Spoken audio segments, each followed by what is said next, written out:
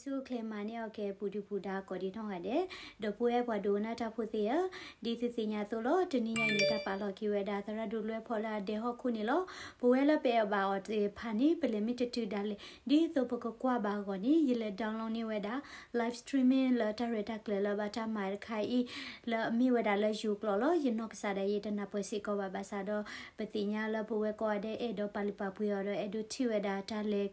လေခိတကိုနီယကပါဖလာထော်နေသိနေလောจิตใจของข้าพเจ้าเราร้อนอยู่ภายในข้าพเจ้าขณะที่ข้าพเจ้ากำลังรำพึงอยู่นั้นไฟก็ลุกข้าพเจ้าจึงพูดด้วยลิ้นของข้าพเจ้าว่าข้าแต่พระเจ้าขอให้ข้าพระองค์ทราบถึงบั้นปลายของข้าและวันเวลาของข้าพระองค์จะนานสักเท่าใดขอให้ข้าพระองค์ทราบว่าชีวิตข้าพระองค์ก็ไม่เที่ยงอย่างดูเถิดพระองค์ทรงกระทำขอให้ข้าพระองค์ทราบถึงบั้นปลายของข้าพระองค์และวันเวลาของข้าพระองค์จะนานสักเท่าใดขอให้ข้าพระองค์ทราบว่าชีวิตของข้าพระองค์ไม่เที่ยงอย่างไรดูเถิดพระองค์ทรงกระทำให้วันเวลาของข้าพระองค์ยาว2-3 ฝ่ามือเท่านั้นชีวิตของข้าพระองค์ไม่นานเท่าใดเลยเฉพาะพระพักพระองค์ชีวิตมนุษย์ทุกคนดำรงอยู่สั้นเพียงลมหายใจเท่านั้นมนุษย์ไปมาอย่างเงาแน่ทีเดียวเขาทั้งหลายอยู่อย่างเปล่าๆแน่ทีเดียวมนุษย์กอบโกยไว้ไม่ทราบว่าใครจะเก็บไปข้าแต่พระเจ้าขอทรงสดับคำอธิษฐานของข้าพระองค์ขอทรงเงียบพระการฟังการร้องทูลของข้าพระองค์ขออย่าทรงเฉยเมยต่อน้ำตาของข้าพระองค์เพราะข้าพระองค์เป็นแต่แขกที่ผ่านไปมาของพระองค์เป็นคนที่อาศัยอยู่อย่างบรรพบุรุษของข้าพระองค์มนุษย์ทุกคนเป็นแต่เพียงลมหายใจเท่านั้นเวลานี้ขอเรียนเชิญอาจารย์นเรศสุยบุภาประธานองค์กรพระไทยพระคริสต์นะครับที่จะขึ้นมาอธิษฐานขอกระทรงนำจากพระเจ้าขอเรียนเชิญครับ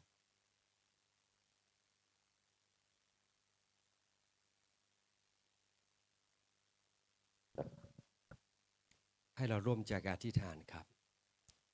ฮาเลลูยาเพกชยกับเพกชใครยูเอวิกิเลเวลก็เจ็บละอัปคาโชดาโทดมินิเซรู้ดูเสกก็สักก็เกิดทาแล้วก็เพลแล้วนาซาเลยก็ชยกูนิทาถ้าโอปอยโอเซแล้วนึกละโอดินขึ้นนั่นแหละโอดินดูในอย่างโอดินชิงดิชอแล้วก็โยก็กิทาอังกิลาทายอภัยอเยลูกชยตาลาดิกาคูเกดากาคูเบดก็สังก็สักก็ดูมาแล้วก็เลยเดียลาเบดก็เชยโทไพทเมลาวิเดเมวิเดกองทาเกทาเมลก็เชยเดโอปอยถ้าโอปอยลูก็เชยก็ละเพก็เชยเกมาทาภูมิภูแควภูเมทกาทเบก็ดับพดาวิกโทชองกูเกองกอพากูเกแล้วเลยเกโยเกดิดสังก็สักก็เบดก็ซาโทแล้วจะขึ้นทะเลแล้วก็เชยเดเวแล้วเกโยก็เพก็เชยทไพทเมกูเมื่อกี้มาก็จะอยู่วิกเลวลีวิลิกาเขอไม่ได้ถ้าอาจจะทวีทเนมาก็ลายแต่บลาไซจ่าดานเทโกจากกันเลยยิสุครเมย์ก็ก็ช่วยมันลู่ลาชื่อชอดูอย่างวิกเลวมันได้ชอนรักกากเบะเพก็จะอยู่ก็จะเบลเนที่ก็อ่านท่าที่จุดนาเลยยิสุครเมย์ล้ออาเมนเชิญนั่งครับครับรายการลำดับต่อไปนะครับเราจะได้ใช้เวลานี้ในการคิดถึงพระเจ้านะครับการนมัสการพระเจ้านะครับผู้ที่จะนำเราในการนมัสการพระเจ้านะครับในเย็นนี้โดยอาจารย์จันดีพระคุณนิรันดร์นะครับ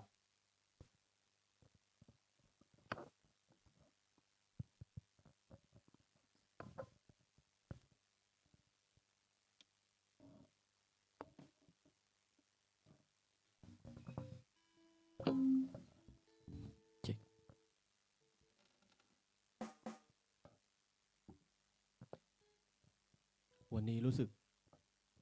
มีหลายความรู้สึกที่อยู่ในใจนะครับก็อีกใจหนึ่งก็รู้สึกใจหายเนาะคนที่รักเราที่สุดไม่ได้อยู่กับเรานะครับพี่น้องครับผมจะอ่านพระคำของพระเจ้าตอนหนึ่งนะครับในโยนบทที่14ข้อที่1ถึง3บอกว่าอย่าให้ใจของพวกท่านเป็นทุกข์เลย พวกท่านจงวางใจในพระเจ้าจงวางใจในเราด้วยในพระนิเวศของพระบิดา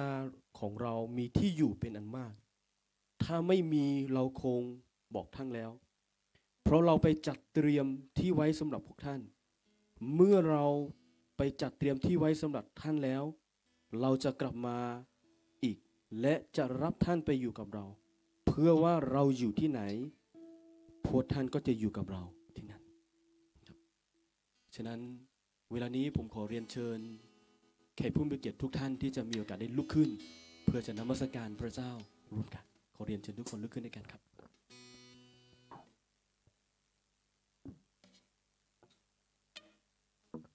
ทุกครั้งที่เราไปงานศพนะครับคุณพ่อลอยจะชอบร้องเพลงนี้ซึ่งเป็นเพลงที่ท่านชอบร้องแล้วก็เป็นเพลงที่มีความหมายมากนะครับฉะนั้นในเย็นวันนี้เราจะมีโอกาสได้ร้องเพลงนี้ด้วยกันเพลงนี้ชื่อว่ามีสถานอันงดงามเลิศหนักหนาคนที่ร้องได้เราจะร้องด้วยกันนะครับ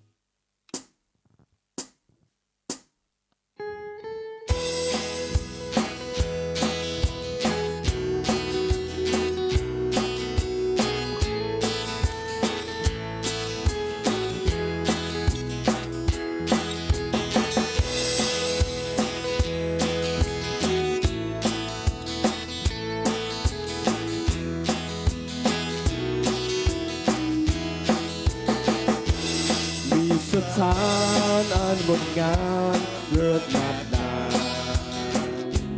ถ้าเราเชื่อจึงจะเห็นได้แก่ตา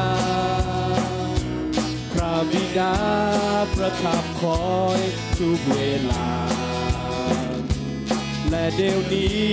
ยันเตรียมที่ไว้คอยท่าในเวลาไม่ช้านานจะได้ผ่านที่ผ่านอันสำราญในเวลาไม่ช้านานจะได้ไปถึงที่ผ่านอันสำรา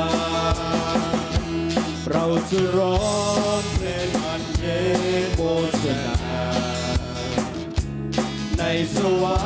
รค์เราพากันเป็นปรีดาไม่มีทุกข์มีแต่สุขช่วงทันตาเพราะได้อยู่กับพระเจ้าในเมืองฟ้าในเวลาไม่ช้านานจะได้ไปที่พักอันสำรา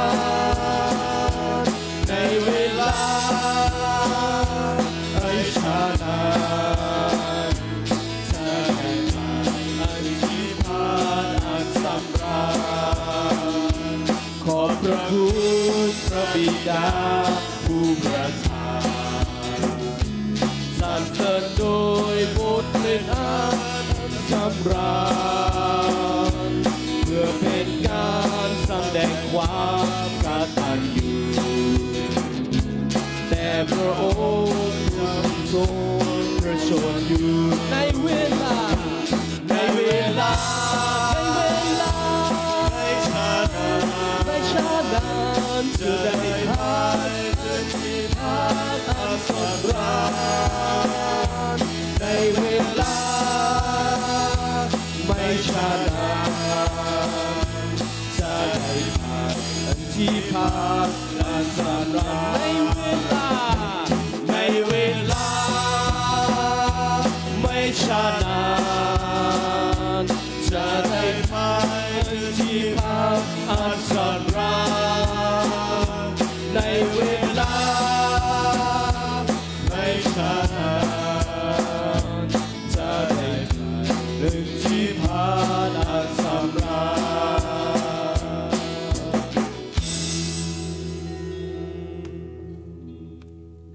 พี่น้องครับเพลงนี้ได้บอกว่ามีสถานอันงดงามเลิศหนักหนาถ้าเราเชื่อเราจะได้เห็นกับตานะครับพระบิดาผู้ทรงคอยทุกเวลานะครับและเดี๋ยวนี้ยังเตรียมไว้ให้เราไปนะครับวันหนึ่งในความเชื่อของคริสเตียนเราเชื่อว่าเมื่อเราจากโลกนี้ไป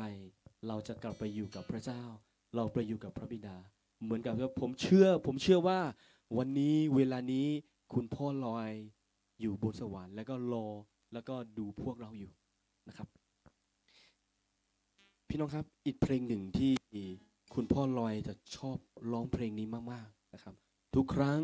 นะครับผมอยู่กับคุณพ่อลอยตั้งแต่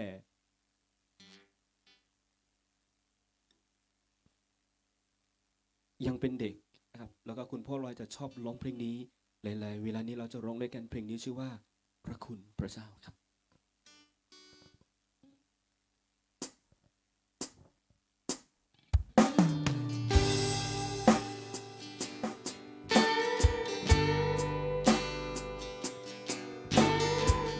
ใครที่ร้องภาษากะเหรี่ยงโป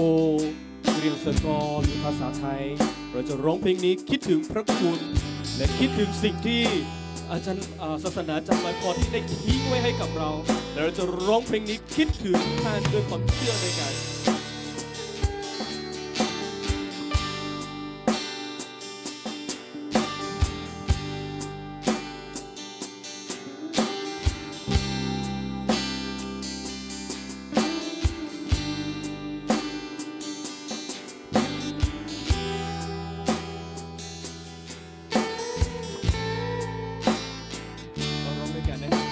พระเจ้าพระคุณพระเจ้านั้นแสนชื่นใจช่วยได้คนชั่วอย่างฉันตรำนั้น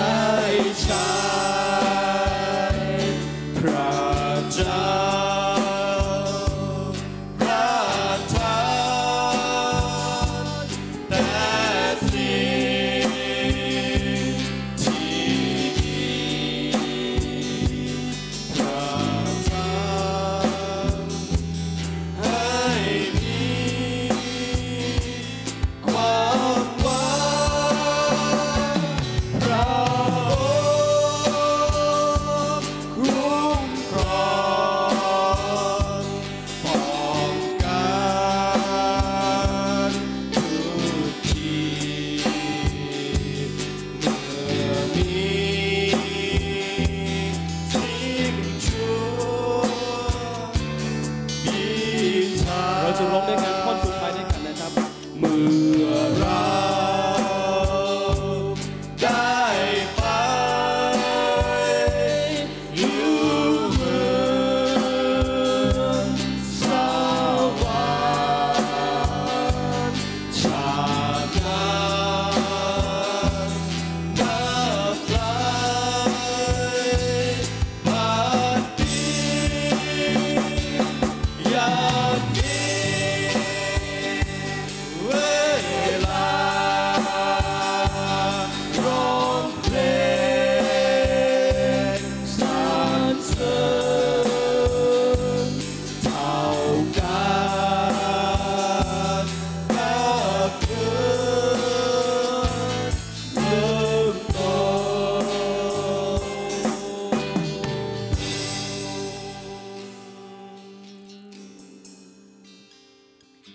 พี่น้องเพลงนี้ได้บอกกับเราว่า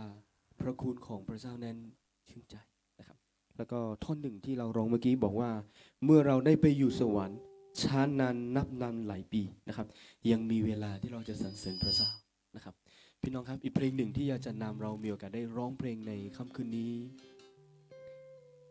ทุกครั้งเราไปค่ายทุกครั้งที่มีการอธิษฐานคุณพ่อรอยจะขอให้พวกเราร้องเพลงนี้ซึ่งเป็นเพลงที่คุณพ่อรอยชอบมากและเราทั้งหลายเย็นนี้เราจะร้องเพลงนี้เพราะเรารู้ว่าคุณพ่อรอยกำลัง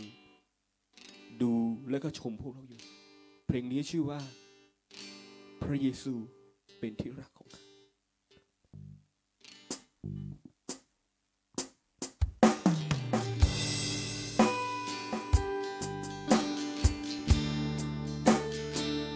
เราจะร้องด้วยใจอธิษฐานแต่เราจะร้องด้วยใจได้คิดถึงสิ่งที่คุณพ่อลอยได้ทิ้งให้กับพวกเรา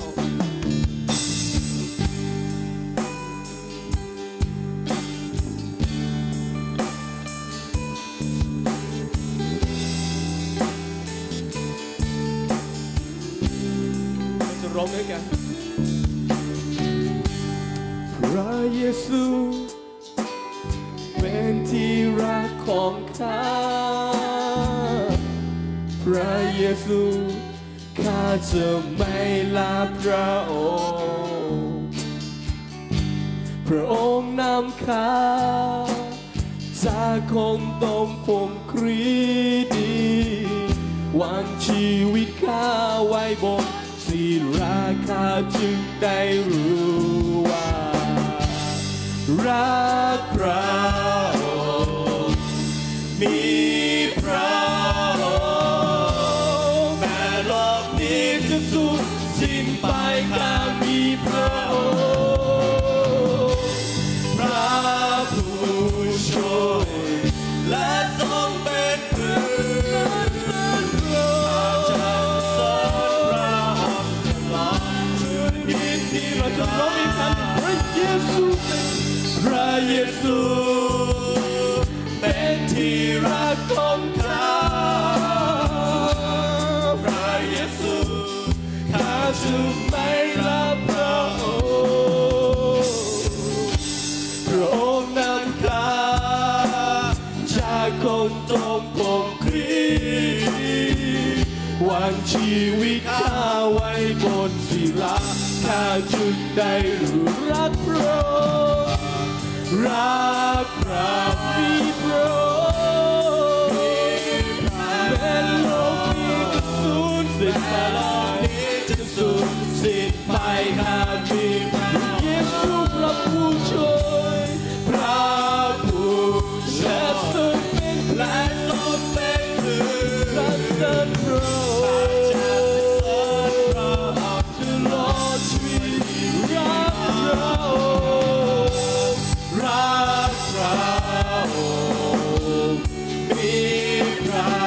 องค์แม้โลกนี้จะสูญสิ้นไปข้ามีพระอ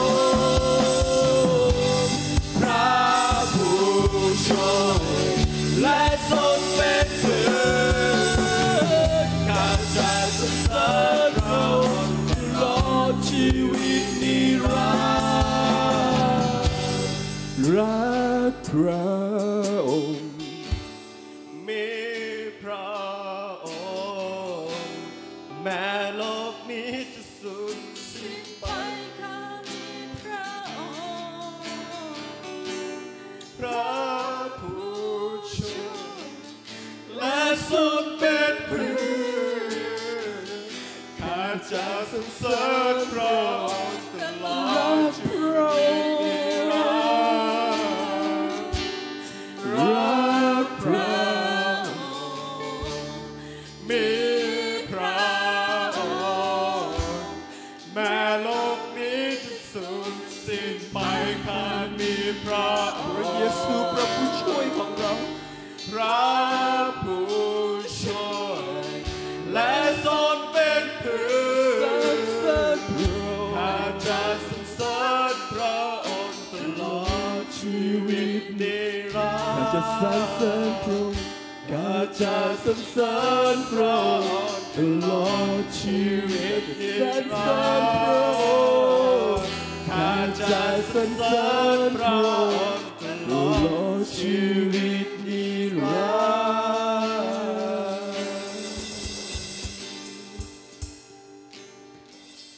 พี่น้องครับเรารู้ว่าสิ่งที่เกิดขึ้นเวลานี้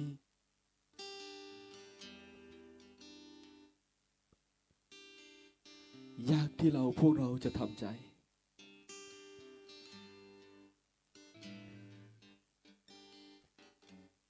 อาจจะมีคำถามหลายอย่างที่อยู่ในจิตใจของเราหลายคนอาจจะรู้สึกมีคำถามในจิตใจหลายคนอาจจะรู้สึก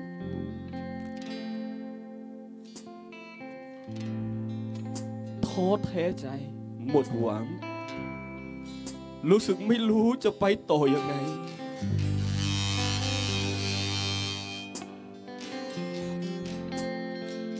แต่พระเจ้าสัญญากับเราว่าพระเจ้าจะไม่ทอดทิ้งชีวิตของเราและเราจะสามารถยืนอยู่ได้ในสถานการณ์ที่เกิดขึ้นไม่ใช่เพราะเราแต่เพราะพระเจ้าที่อยู่ในเราผมอยากจะให้เราประกาศความเชื่อด้วยกันในเย็นวันนี้ว่าพระเจ้าอยู่กับเราเราจะสามารถยืนอยู่ในเหตุการณ์ต่างๆเหล่านี้ได้คนที่ร้องเพลงนี้ได้อยากจะให้ร้องเพลงนี้และประกาศความเชื่อว่าพระเจ้าอยู่กับเราพระเจ้าทรงเป็นพระเจ้าแห่งอิมมานูเอลและเราจะผ่านเหตุการณ์เหล่านี้ไปได้ร้องเพลงนี้ด้วยกันว่าทรงข้าไว้ภายใต้ปีเราประกาศความเชื่อด้วยกันในเย็นวันนี้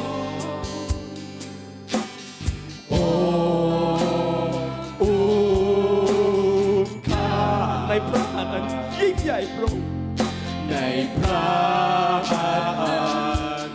เราประกาศความเชื่อด้วยกันว่าเมื่อพายุพัดมา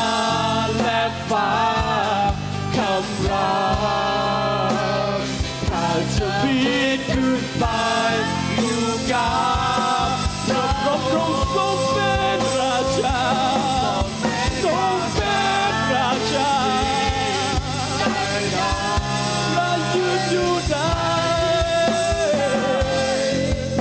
ทรงเป็นพระเจ้าวิญญาณพักสงบเราจะพักสงบในพระเยซูในพระเยซูโดยฤทธิ์อำนาจของพระองค์เราเชื่อและไว้วางใจในพระองค์ข้ายอมแม้ว่าพี่น้องให้เราประกาศความเชื่อด้วยกันว่าเมื่อพายุพัดมาและฟ้าคำรามข้าจะบินขึ้นไปอยู่กับพระองค์เพราะพระองค์ทรงเป็นราชาเหนือสิ่งใดข้ายืนอยู่ได้ เป็นพระเจ้า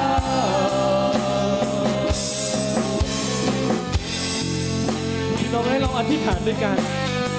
เราจะให้แผ่นดินของพระเจ้าอยากจะให้สิ่งนี้พ่อหลวงคุณพ่อเราได้ตั้งใจและสำเร็จและเราทั้งหลายคนอาจจะรู้สึกอ่อนแอรู้สึกมีคำถามแต่เราจะเชื่อในพระเจ้าว่าพระเจ้าจะทรงเป็นผู้อยู่เคียงข้างเราทั้งหลายและเราจะผ่านเหตุการณ์ต่างๆได้ด้วยความเชื่อที่มาจากพระองค์ฮาเลลูยาเมื่อพายุพัดมาและฟ้าทำร้ายข้าจะบินขึ้นไปอยู่กับพระองค์เพราะทรงเป็นราชาเหนือสิ่งใดเรายืนอยู่ได้เรายืนอยู่ได้เพราะทรงเป็นพระเจ้าเมื่อพายุพัดมาและฟ้าเราจะร้องด้วยกันข้าจะบินขึ้นไป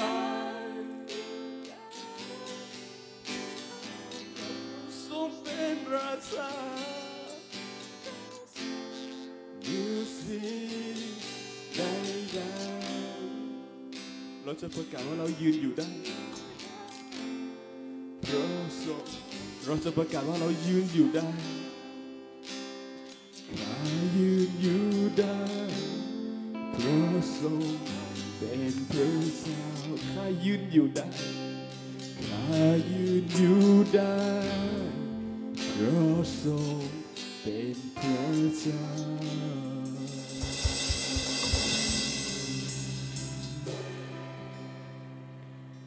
พระเจ้าเย็นวันนี้เราขอบคุณพระองค์ที่เรารู้ว่าพระองค์ไม่เคยทอดทิ้งชีวิตของเราอาจจะมีหลายคำถามที่เรารู้สึกมีคำถามในคืนนี้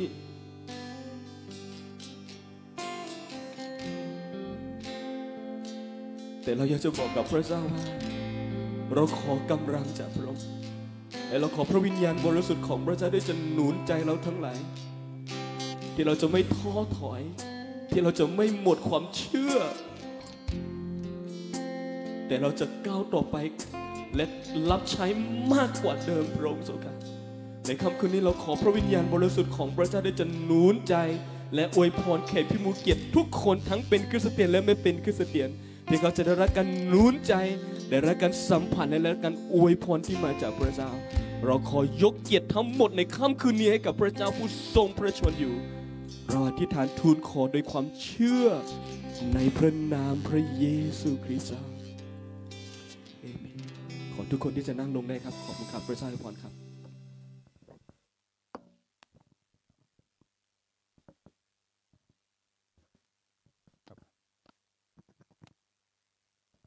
ครับก็ขอบคุณพระเจ้าเราอยู่ได้เพราะมีพระเจ้า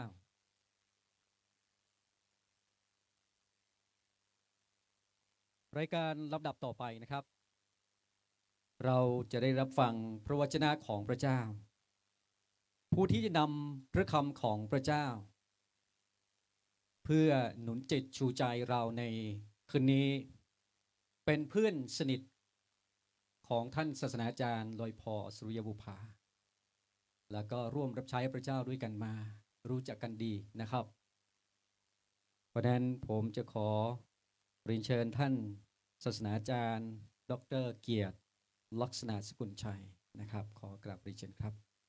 ปรบมือต้อนรับร่วมใช้พระเจ้าด้วยกันนะครับ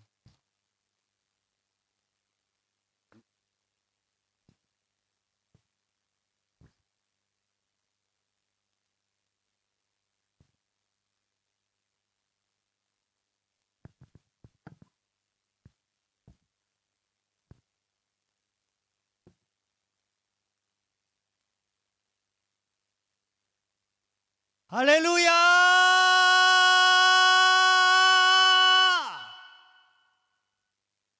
ฮาเลลูยา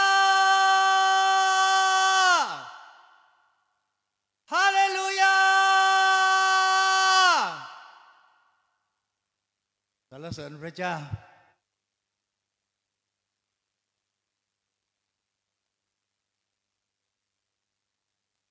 ขอบคุณพระเจ้านะครับสำหรับค่ำคืนนี้เป็นเกียรติอย่างยิ่งที่ได้ยืนอยู่เฉพาะพระพักของพระเจ้าท่ามกลางเพื่อนผู้รับใช้พระเจ้าธรรมิกชนของพระเจ้าญาติสนิทมิตรสหายของท่านศาสนาจารย์ลอยพอสุริยะบุปผาน้องชายที่รักในพระคริสต์ไม่มีใครกล้าเล่นกับผมนอกจากลอยพออายุห่างกัน10 ปี1992ผมไปที่สถาบันพระคริสตธรรมพะเยาไปทั้งครอบครัวลูก2ก็ไปอยู่ที่บ้านหลังเล็กๆหลังหนึ่งที่นั่นก็ได้เห็นลอยพอกับวีนาซึ่งไม่เคยรู้จักกันมาก่อนครั้งแรกเราก็ได้นั่งคุยกันเขาทั้งสองกำลังตัดสินใจจะกลับบ้านมีล้มเหลวมีสำเร็จนี่เขาเรียกว่าโลกธรรม8มันเป็นเรื่องที่เกิดขึ้นได้เสมอไม่ใช่เรื่องแปลกประหลาดอะไรขออนุญาตเล่าความต่อนะครับขึ้นไปที่เนินพระพรสถาบันพระคริสตธรรมพะเยาไปเจอน้องสามีภรรยากำลังนั่งอยู่ที่เรือนหลังเล็กหลังนั้นไม่เคยรู้จักกันมาก่อนก็ทักทายน้องทั้งสองกำลังตัดสินใจว่าจะอยู่หรือจะไปจะอยู่หรือจะไปสาเหตุเพราะว่าไปอยู่ที่นั่นหลายวันแล้วเงินก็หมดแล้วเหลือแค่ไข่2 ใบกับคน4 คนลูก2ภรรยา1แล้วก็จับมือกันอธิษฐานลอยพอไม่แน่ใจว่าจะอยู่ต่อหรือจะกลับบ้านเวลานั้น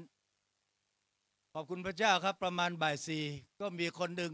ลงจากรถมาหยุดหน้าสถาบันพระคริสตธรรมพะเยาปรากฏว่าเป็นเพื่อนสนิทของท่านศาสนาจารย์ลอยพอมาถึงก็เอาเงินมาให้ 4,000 บาทก็เลยได้อยู่จนกระทั่งจบที่สถาบันพระคริสตธรรมพะเยาด้วยกันแล้วก็จบมาก็ตัดสินใจรับใช้พระเจ้าจริงๆศาสนาจารย์ลอยพอสุริยะบุปผารับใช้พระเจ้าตั้งแต่อายุ17 ปีอันนี้เป็นข้อความที่ผมได้ยินตั้งแต่รู้จักกันมาจนถึงวันนี้และเป็นเรื่องอัศจรรย์ใจนะครับต่างคนต่างก็รับใช้พระเจ้าในตามการที่พระเจ้าได้มอบหมายบทบาทหน้าที่และความรับผิดชอบให้กับเราทั้งสองครอบครัวที่แตกต่างกันไปแต่บ่อยครั้งเราก็ได้ร่วมกันรับใช้เสื้อที่ผมใส่นี้เป็นเสื้อของลอยพอนะครับตั้งแต่เรียนปี3มาเทศนาที่แม่ต๋อมเขาถอดเสื้อตัวนี้ให้ผมใส่บอกว่าพี่เป็นมิชชันนารีของกะเหรี่ยงได้แล้วตั้งแต่วันนั้นมาเสื้อตัวนี้ก็ยังอยู่และแปลกประหลาดมากครับวันก่อนนั้นลอยพอไลฟ์สดขับรถด้วยผมบอกน้องไลฟ์สดอย่าขับรถเองให้คนอื่นขับระวังหน่อยเขาไม่ได้ยินหรอกครับเพราะเขากำลังสนุกกับการพูดภาษากะเหรี่ยงของเขากับพี่น้องของเขาแต่ในใจผมเป็นห่วงน้องแล้วมาเมื่อวานนี้ก็ได้ยินข่าวเพื่อนพ้องน้องพี่ส่งข่าวมาว่าให้อธิษฐานเผื่อลอยพอด่วนคิดไม่ถึงนะครับว่าน้องชายสุดที่รักได้กลับไปก่อนพี่เสียแล้วจริงๆแล้ววันเสาร์เนี่ยผมมีปัญหาเส้นเลือดตีบในสมองฟุบลงกับโต๊ะทำงานเป็นชั่วโมงควรจะไปก่อนเขาแต่วันนี้เขาไปแล้วขอบคุณพระเจ้านะครับแล้ววันนี้ได้มีโอกาสได้ยืนอยู่ที่นี่ผมศาสนาจารย์ดร.เกียรติลักษณะสกุลชัยในฐานะที่เป็นพี่ชายเป็นเพื่อนร่วมงานของพระเจ้าเพื่ออาณาจักรของพระองค์นะครับก็อยากจะกล่าวคำหนุนใจเพื่อนพี่น้องพ้องเพื่อนทั้งหลายจากพระวจนะของพระเจ้าซึ่งเป็นสโลแกนของสถาบันพระคริสตธรรมพะเยานะครับจากพระธรรมฟิลิปปีบทที่1ข้อที่21ถึงข้อที่25นะครับเพราะว่าสำหรับข้าพเจ้านั้นการมีชีวิตอยู่ก็เพื่อพระคริสต์และการตายก็ได้กำไรนี่เป็นข้อสโลแกนของสถาบันพระคริสตธรรมพะเยาแต่แท้จริงแล้วในภาษาอังกฤษใช้คำว่า for to me to live is Christ and to die is gain มีความหมายว่าสำหรับข้าพเจ้าแล้วการมีชีวิตอยู่ก็คือประคลิตและการตายก็ได้กำไรข้อ22ถ้าข้าพเจ้ายังจะมีชีวิตอยู่ในร่างกายข้าพเจ้าก็จะทำงานให้เกิดผลแต่ข้าพเจ้าบอกไม่ได้ว่าจะเลือกฝ่ายไหนดีข้าพเจ้าลังเลใจอยู่ในระหว่างสองฝ่ายคือว่าข้าพเจ้ามีความปรารถนาที่จะจากไปเพื่ออยู่กับพระคริสต์ซึ่งประเสริฐมากกว่า มากนักแต่การที่ข้าพเจ้ายังมีชีวิตอยู่ในร่างกายนี้ก็จำเป็นมากสำหรับพวกท่านเมื่อข้าพเจ้าแน่ใจอย่างนี้แล้วข้าพเจ้าก็ทราบว่าข้าพเจ้าจะยังอยู่กับท่านเพื่อให้ท่านจำเริญขึ้นและชื่นชมยินดีในความเชื่อขอบคุณพระเจ้านะครับหลายปีก่อนนั้นมีรายการหนึ่งรายการจากใจถึงใจ ITV ผมเป็นผู้ร่วมในรายการและผู้รับสายให้คำปรึกษาทางสายเป็นอาจารย์ท่านหนึ่งที่คอยดูแลการตอบคำถามแก้ปัญหาที่เกิดขึ้นในรายการจากใจถึงใจ ITV ในเวลานั้นแล้วน้องผู้หญิงคนหนึ่งเขารับสายแล้วเขาตกใจมากนะครับว่ารับไม่ไหวหน้าซีดเลยเขาบอกอาจารย์ช่วยรับสายให้หนูหน่อยพอรับสายเสร็จเสียงจากสายโทรศัพท์บอกว่าจะตายหมู่หรือตายเดี่ยวดีจะตายหมู่หรือตายเดี่ยวดีผู้ชายคนนี้กำลังเลือกสองทางครับจะตายหมู่หรือตายเดี่ยวดียังไม่ได้แนะนำอะไรเลยครับอยู่ๆก็โผล่ออกมาเลยจะตายหมู่หรือตายเดี่ยวดีผมบอกพี่ใจเย็นๆนะครับพี่มืด8 ด้านมืด12 ด้านยังเหลือด้านบนหลังจากนั้นเขาก็สงบลงพอดีผมมีสายอื่นด้วยไม่มีเวลาคุยยาวผมก็เลยให้เบอร์โทรศัพท์ส่วนตัวผมไว้หลังจากเสร็จรายการก็ใช้เวลาพูดคุยกันเรื่องของเรื่องคือผู้ชายคนนี้กำลังจะฆ่าตัวตาย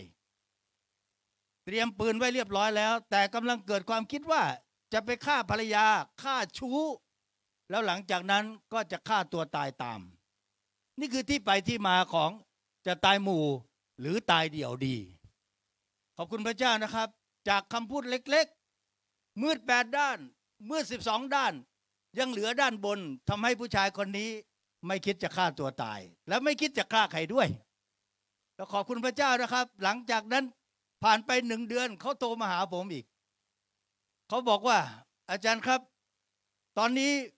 ผมให้อภัยภรรยาผมได้แล้วครับผมมีผู้หญิงตั้งเยอะตั้งแยะเลยมันไม่เคยว่าอะไรผมตบผมตีมันตั้งหลายครั้งไม่เห็นมันว่าอะไรเลยมันผิดครั้งเดียวผมจะเอามันตายตอนนี้ผมยกโทษให้มันแล้วครับหลังจากนั้น1 เดือนผ่านมาอีกโทรมาหาผมบอกว่าอาจารย์ครับตอนนี้ภรรยาผมกลับมาคืนดีกับผมแล้วนะครับหลังจากนั้นผ่านมา2 เดือนขับรถจากอุดรมาหาผมที่เชียงใหม่มาถึงก็กราบเท้าผมบอกไม่ต้องน้องหลังจากนั้นผมรู้ว่าผู้ชายคนนี้มีอาชีพติดตามหนี้ครับเป็นนักเลงเป็นมือปืนแต่หลังจากพบกับพระเยซูคริสต์เจ้าเขาเปลี่ยนเป็นคนละคนพระเจ้าได้จัดเตรียมงานที่ดีให้กับเขาผมเล่าเรื่องนี้เพื่ออยากจะถามพี่น้องว่าท่านจะเลือกอะไรดีชายคนนี้ครั้งแรกเลือกจะตายหมู่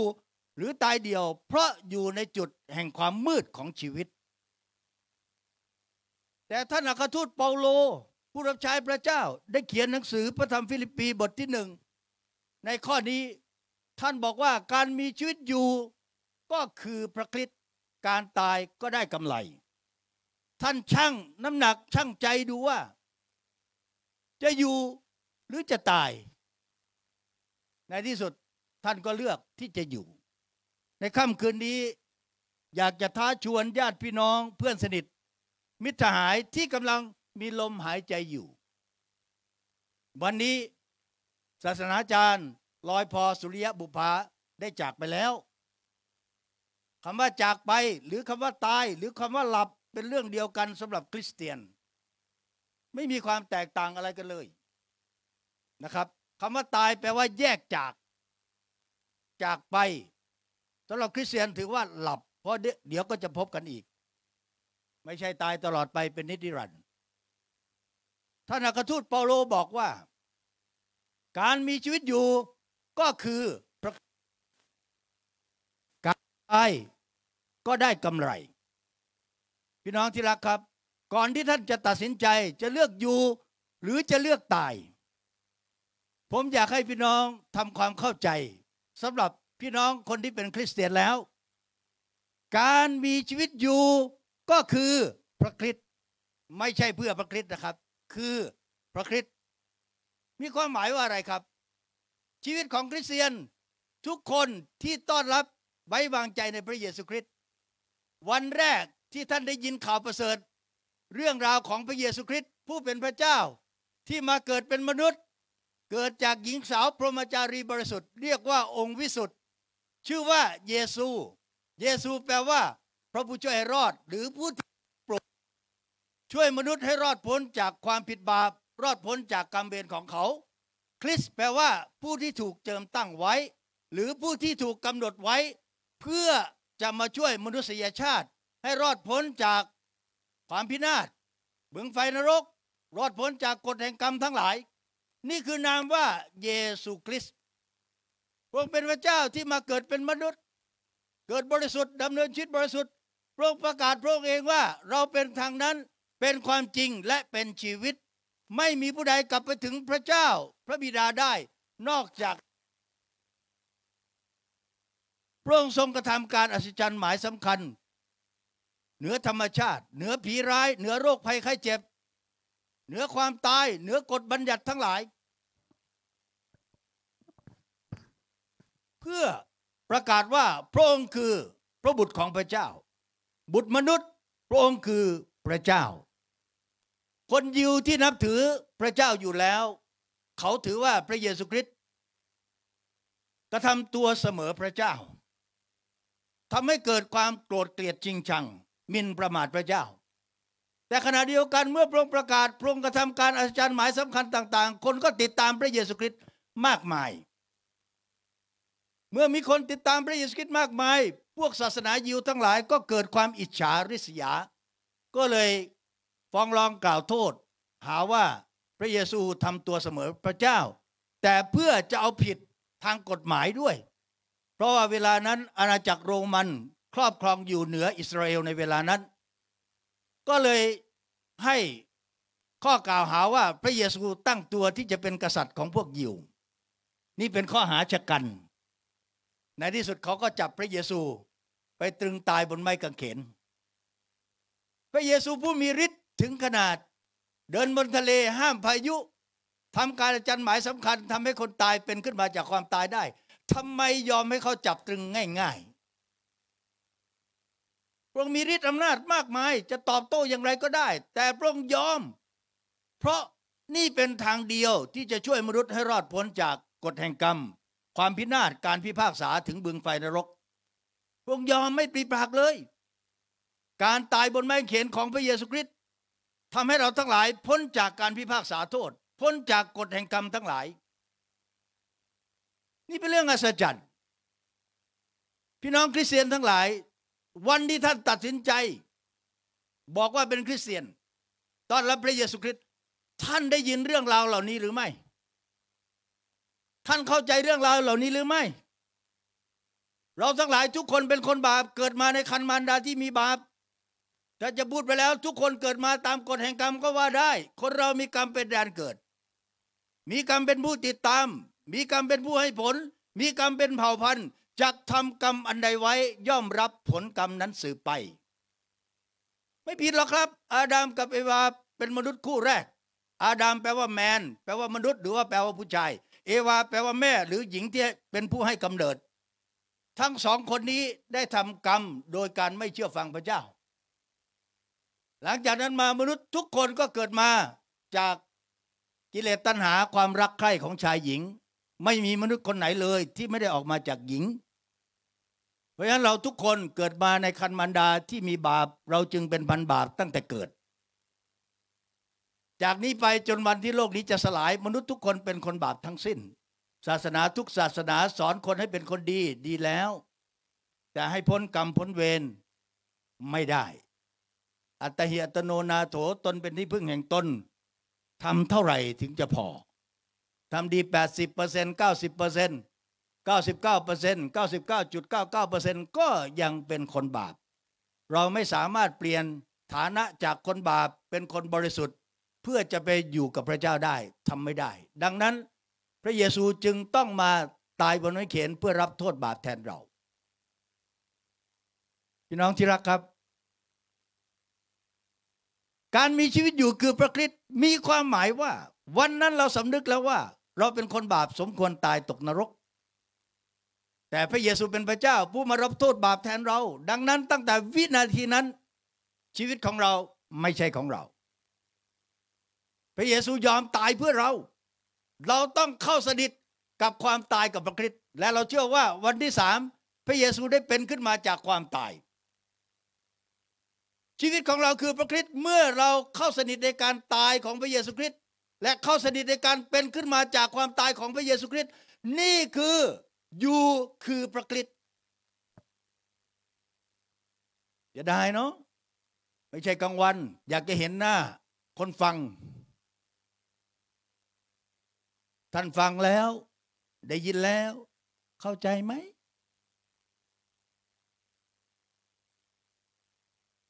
ถ้าท่านสำนึกว่าท่านเป็นคนบาปสมควรตายตกนรก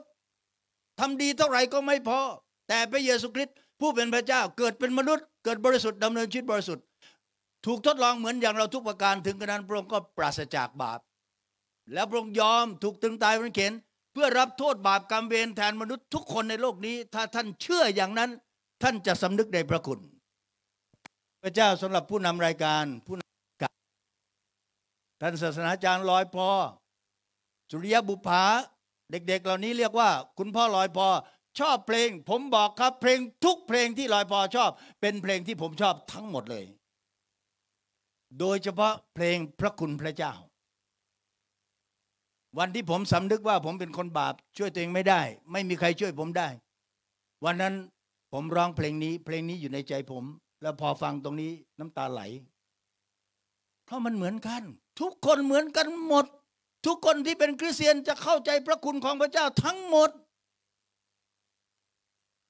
ดังนั้นเรามีชีวิตอยู่ก็คือพระคริสต์แปลว่าเราต้องติดสนิทในการตายของพระคริสต์และติดสนิทในการเป็นขึ้นมาจากความตายของพระเยซูคริสต์ขณะที่เรายังมีชีวิตอยู่ไม่เพียงแต่จุดเริ่มต้นเข้าสนิทในการตายและการเป็นขึ้นมาจากความตายของพระเยซูคริสต์ขณะที่เรากำลังดำเนินชีวิตอยู่เราต้องดำเนินชีวิตอยู่โดยความเชื่อชีวิตของธรรมิกชนชีวิตของคริสเตียนเริ่มต้นก็ความเชื่อสุดท้ายก็ความเชื่อหายใจเข้าหายใจออกหรือดำรงชีวิตอยู่ก็โดยความเชื่อเปาโลบอกว่าเขาพูดไว้ในกาลาเทียบทที่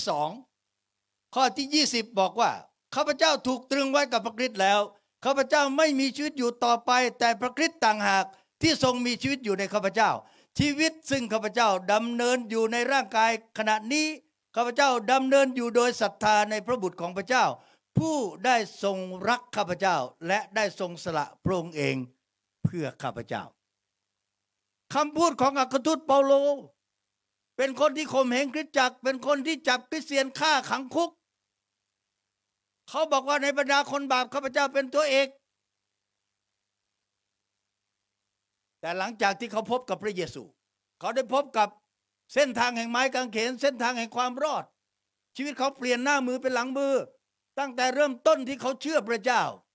ขณะเดียวกันหายใจเข้าหายใจออกเขาก็ยังเชื่อพระเจ้าแล้วเขาก็บอกตัวเองว่า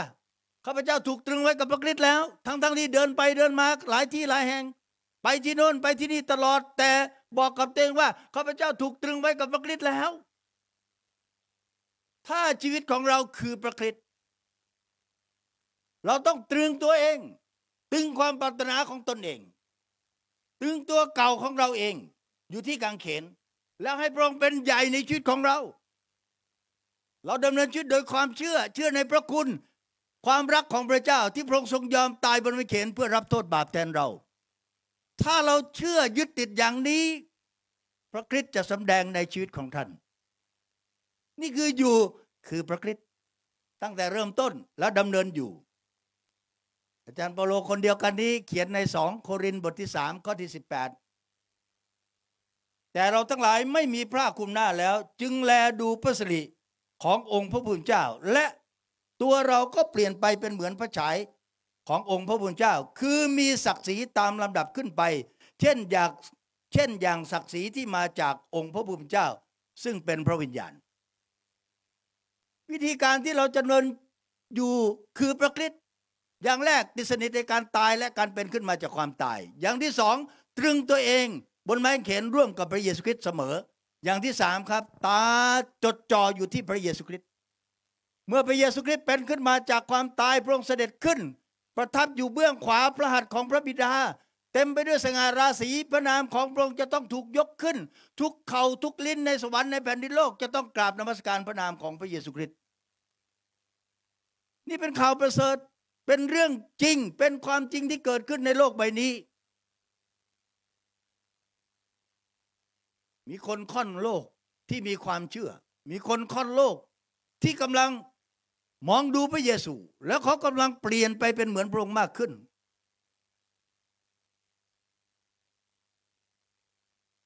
วันก่อนนั้นผมเห็นหน้าลอยพอขณะที่กำลัง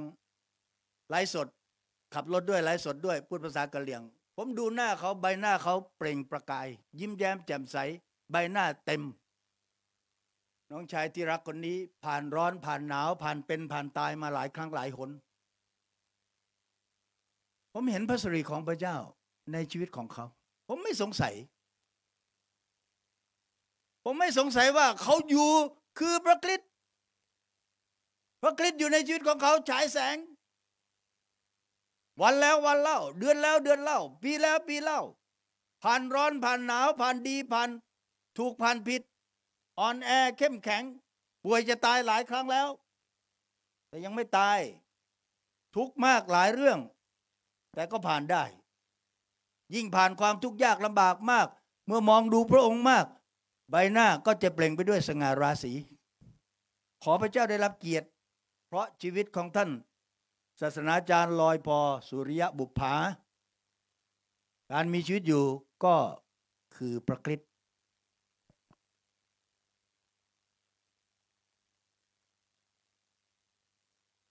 อยู่คือพระคริสต์อย่างที่สองครับอยู่คือสาวกแท้ของพระคริสต์ถ้าพี่น้องอยู่เป็นถ้าพี่น้องเป็นคริสเตียนบังเกิดใหม่จริงถ้าพี่น้องเป็นสาวกแท้ของพระเยซูคริสต์จริงท่านต้องอยู่แบบสาวกแท้ของพระเยซูคริสต์ในยอห์นบทที่15ข้อ7ถึงข้อที่17อย่างแรกที่สุดเลยในข้อที่16ท่านทั้งหลายไม่ได้เลือกเราแต่เราเลือกท่านทั้งหลายและแต่งตั้งท่านทั้งหลายไปเกิดผลและผลนั้นคงอยู่นี่เป็นพระประสงค์ของพระเจ้าใครก็ตามที่เป็นสาวกแท้เป็นคริสเตียนแท้ท่านคือคนที่พระเจ้าทรงแต่งตั้งไว้พระประสงค์ของพระเจ้าไม่เคยหดหู่ไปสำเร็จหมดคนไหนไม่ใช่ของจริงก็เป็นของปลอมของแท้ก็ทนได้ความทุกข์ยากลำบากอุปสรรคปัญหานานาประการจะพิสูจน์ความเชื่อของท่านว่าท่านเป็นสาวกแท้ของพระเยซูคริสต์หรือไม่ถ้าเป็นของแท้จะตั้งมั่นคงอยู่แน่นอนแล้วจะเกิดผลมากแน่นอนในข้อที่7ท่านต้องติดสนิทกับพระคริสต์ถ้าแยกจากพระองค์ทำอะไรไม่ได้เลยท่านถูกแต่งตั้งไว้ยังไม่พอที่จะปรากฏเป็นผลว่าท่านเป็นสาวกแท้คนที่เป็นสาวกแท้ต้องติดสนิทกับพระคริสต์ในข้อ7กับข้อ8บอกไว้ชัดเจนนะครับยอห์นบทที่15ถ้าท่านทั้งหลายเข้าสนิทอยู่ในเราและถ้อยคำของเราฝังอยู่ในท่านแล้วท่านจะขอสิ่งใดซึ่งท่านปรารถนาก็จะได้สิ่งนั้นพระบิดาของเราทรงได้รับเกียรติเพราะเหตุนี้คือเมื่อท่านทั้งหลายเกิดผลมากท่านก็เป็นสาวกของเรา ติดสนิทกับพระคริสต์กับการติดสนิทในพระคำเป็นสิ่งที่จำเป็นเป็นสิ่งที่สำคัญมากผมอยากจะหนุนใจนะครับองค์กรคริสตจักรเพื่อพระคริสต์ตอนหลังเปลี่ยนเป็นพระไทยพระคริสต์ไม่มีอะไรที่จะมั่นคงเท่ากับการที่ท่านจะติดสนิทในพระคำสถาบันพระคริสตธรรมองค์ก๋อยผมกล้าพูดได้ครับว่าผมเป็นอาจารย์คนแรกที่มาสอนที่นี่วิชาแรกคนแรกปีแรกผมภูมิใจเห็นหน้าลูกศิษย์จำไม่ได้แต่ลูกศิษย์จำได้ก็บอกว่าหนูรุ่นนั้นรุ่นนี้ขอบคุณพระเจ้าลูกศิษย์ลูกหายังจำได้เพราะพระคำกับพระคริสต์ไม่เคยแยกจากกันถ้าท่านเป็นสาวกแท้ท่านคือคนที่ถูกแต่งตั้งไว้ให้เกิดผลมากแต่ท่านจะเกิดผลไม่ได้ถ้าท่านไม่ติดสนิทกับพระคริสต์และติดสนิทกับพระคำการมีชีวิตอยู่คือการเป็นคริสเตียนแท้คำว่าคริสเตียนแท้คืออะไรครับกิจการบทที่11ข้อที่26เมื่อพบแล้วจึงพามายังเมืองอันทิโอกท่านทั้งสองได้ประชุมกับคริสตจักรตลอดปีหนึ่งได้สั่งสอนคนเป็นอันมากและในเมืองอันทิโอกนั่นเองพวกสาวกจึงได้ชื่อว่าคริสเตียนเป็นครั้งแรกพี่น้องที่รักทั้งหลายครับคนที่เป็นคริสเตียนคือคนที่มีลักษณะเป็นสาวกแท้จึงถูกเรียกว่าคริสเตียนคริสเตียนแปลว่าคนของพระคริสต์เขาเรียกไอ้พวกคริสเตียนนี่เป็นคำดูถูกเยอะเย้ยเพราะคนที่เป็นสาวกแท้จะต้องสละสิ่งสารพัดชนะใจตนเองสละสิทธิ์ความเป็นเจ้าของตนเองรับกางเขนของตนแบกทุกวันติดตามพระเยซูไปยอมเสียสละแม้กระทั่งชีวิตทิ้งพ่อทิ้งแม่ทิ้งหน้าที่การงานไปติดตามพระเยซูลูกช่างไม้คนทั้งหลายเขาไม่เชื่อว่าพระเยซูเป็นพระบุตรของพระเจ้าไม่เชื่อว่าพระเยซูเป็นพระเจ้าไม่เชื่อว่าพระเยซูเป็นพระคริสต์ผู้ที่จะมาไถ่มนุษย์ให้รอดพวกเขาจึงเยาะเย้ยสาวกแท้ว่าไอ้พวกคริสเตียนหิ่งมันอย่างมาง่าวแต่ง่าวว่าหิ่งไปโตยจังไม้ได้จะได้วะนี่คือคำว่าคริสเตียนเป็นคำดูถูกคำเยาะเย้ยแต่ทุกวันนี้เป็นคริสเตียนง่ายเหลือเกินส่วนใหญ่ก็เป็นคริสโตยคริสตามกับก้าลอยพอบอกเอาเลยพี่เอาเลยพี่จริงๆแล้วลอยพอจะยืนข้างๆผมแปลเป็นภาษากะเหรี่ยงเราถนัดมากในการประกาศข่าวประเสริฐและเทศนาพระวจนะของพระเจ้าผมสนุกมากเมื่อเทศนากับลอยพอแปลสลับกันสนุกรับใช้พระเจ้าเคียงบ่าเคียงไหลกันมายาวนานขอบคุณพระเจ้าและค่ำคืนนี้ผมมั่นใจว่าพระเจ้าอยู่ด้วยกับผมและลอยพอก็อยู่ด้วยกับพระเจ้ากำลังเชียร์อยู่ว่าพวกเราทั้งหลายเป็นคริสเตียนแท้สาวกแท้ถูกเรียกว่าคริสเตียนแปลว่าคนของพระคริสต์ที่ไม่ได้มีชีวิตอยู่เพื่อตนเองแต่มีชีวิตอยู่เพื่อคนอื่นนี่แหละคือคนที่อยู่เป็นอยู่คือพระคริสต์ประการที่4ครับในฟิลิปปีบทที่1 22 ถึง 25ถ้าข้าพเจ้ายังจะมีชีวิตอยู่ในร่างกายข้าพเจ้าก็จะทำงานให้เกิดผลแต่ข้าพเจ้าบอกไม่ได้ว่าจะเลือกฝ่ายไหนดีข้าพเจ้าลังเลใจอยู่ระหว่าง2ฝ่ายนี้คือว่าข้าพเจ้ามีความปรารถนาที่จะจากไปเพื่ออยู่กับพระคริสต์ซึ่งประเสริฐกว่ามากนักแต่การที่ข้าพเจ้ายังมีชีวิตอยู่ในร่างกายนี้ก็จำเป็นมากสำหรับพวกท่านเมื่อข้าพเจ้าแน่ใจอย่างนี้เมื่อข้าพเจ้าแน่ใจอย่างนี้ข้าพเจ้าทราบว่าข้าพเจ้ายังจะอยู่คืออยู่กับท่านเพื่อให้ท่านจำเริญขึ้นชื่นชมยินดีในความเชื่อคนที่อยู่คือพระคริสต์คืออยู่เพื่อปฏิบัติรับใช้ไม่ใช่อยู่เพื่อจะเป็นนายคนพระเยซูเป็นแบบอย่างในมาระโกบทที่10ข้อที่45เพราะว่าบุตรมนุษย์ไม่ได้มาเพื่อรับการปฏิบัติแต่ท่านมาเพื่อจะปฏิบัติเขาและประทานชีวิตของท่านให้เป็นค่าไถ่คนเป็นอันมากคนที่อยู่เป็นอยู่คือพระคริสต์จริงๆอยู่เพื่อปฏิบัติรับใช้ไม่ได้อยู่เพื่อตัวเองแต่อยู่เพื่อคนอื่นอยู่เพื่อที่จะช่วยคนอื่นให้จำเริญขึ้นให้มีชีวิตที่พบกับพระคริสต์ได้รับความรักความรอดได้รับชีวิตใหม่ชีวิตที่ครบถ้วนบริบูรณ์เปาโลก็พูดแบบเดียวกันนี้ใน1 โครินธ์บทที่9ข้อที่19เพราะถึงแม้ว่าข้าพเจ้ามิได้อยู่ในบังคับของผู้ใด ข้าพเจ้าก็ยังยอมตัวเป็นทาสรับใช้ของคนทั้งปวง เพื่อจะได้ชนะใจคนมากยิ่งขึ้น ทุกคนที่เป็นคริสเตียนบังเกิดใหม่แล้ว เราเป็นเสรีชน ไม่ได้เป็นทาสของมารของบาปของเนื้อหนังของกฎแห่งกรรมอีกต่อไป เราเป็นเสรีชนมีอิสระเสรีภาพเราทำสิ่งใดสารพัดได้หมด แต่ไม่ใช่ทุกสิ่งที่จะทำนั้นจะเป็นประโยชน์เปาโลเองยอมสมัครใจเป็นทาสอาสารับใช้คนทั้งปวงเพื่อจะช่วยให้คนอื่นจำเริญขึ้นนี่คือคนที่อยู่คือพระคริสต์ขอบคุณพระเจ้านะครับหวังว่าพี่น้องทั้งหลายที่เป็นคริสเตียนแล้วเอาบกแท้ของพระเยซูแล้วท่านจะจำว่าอยู่คือพระคริสต์อยู่อย่างไร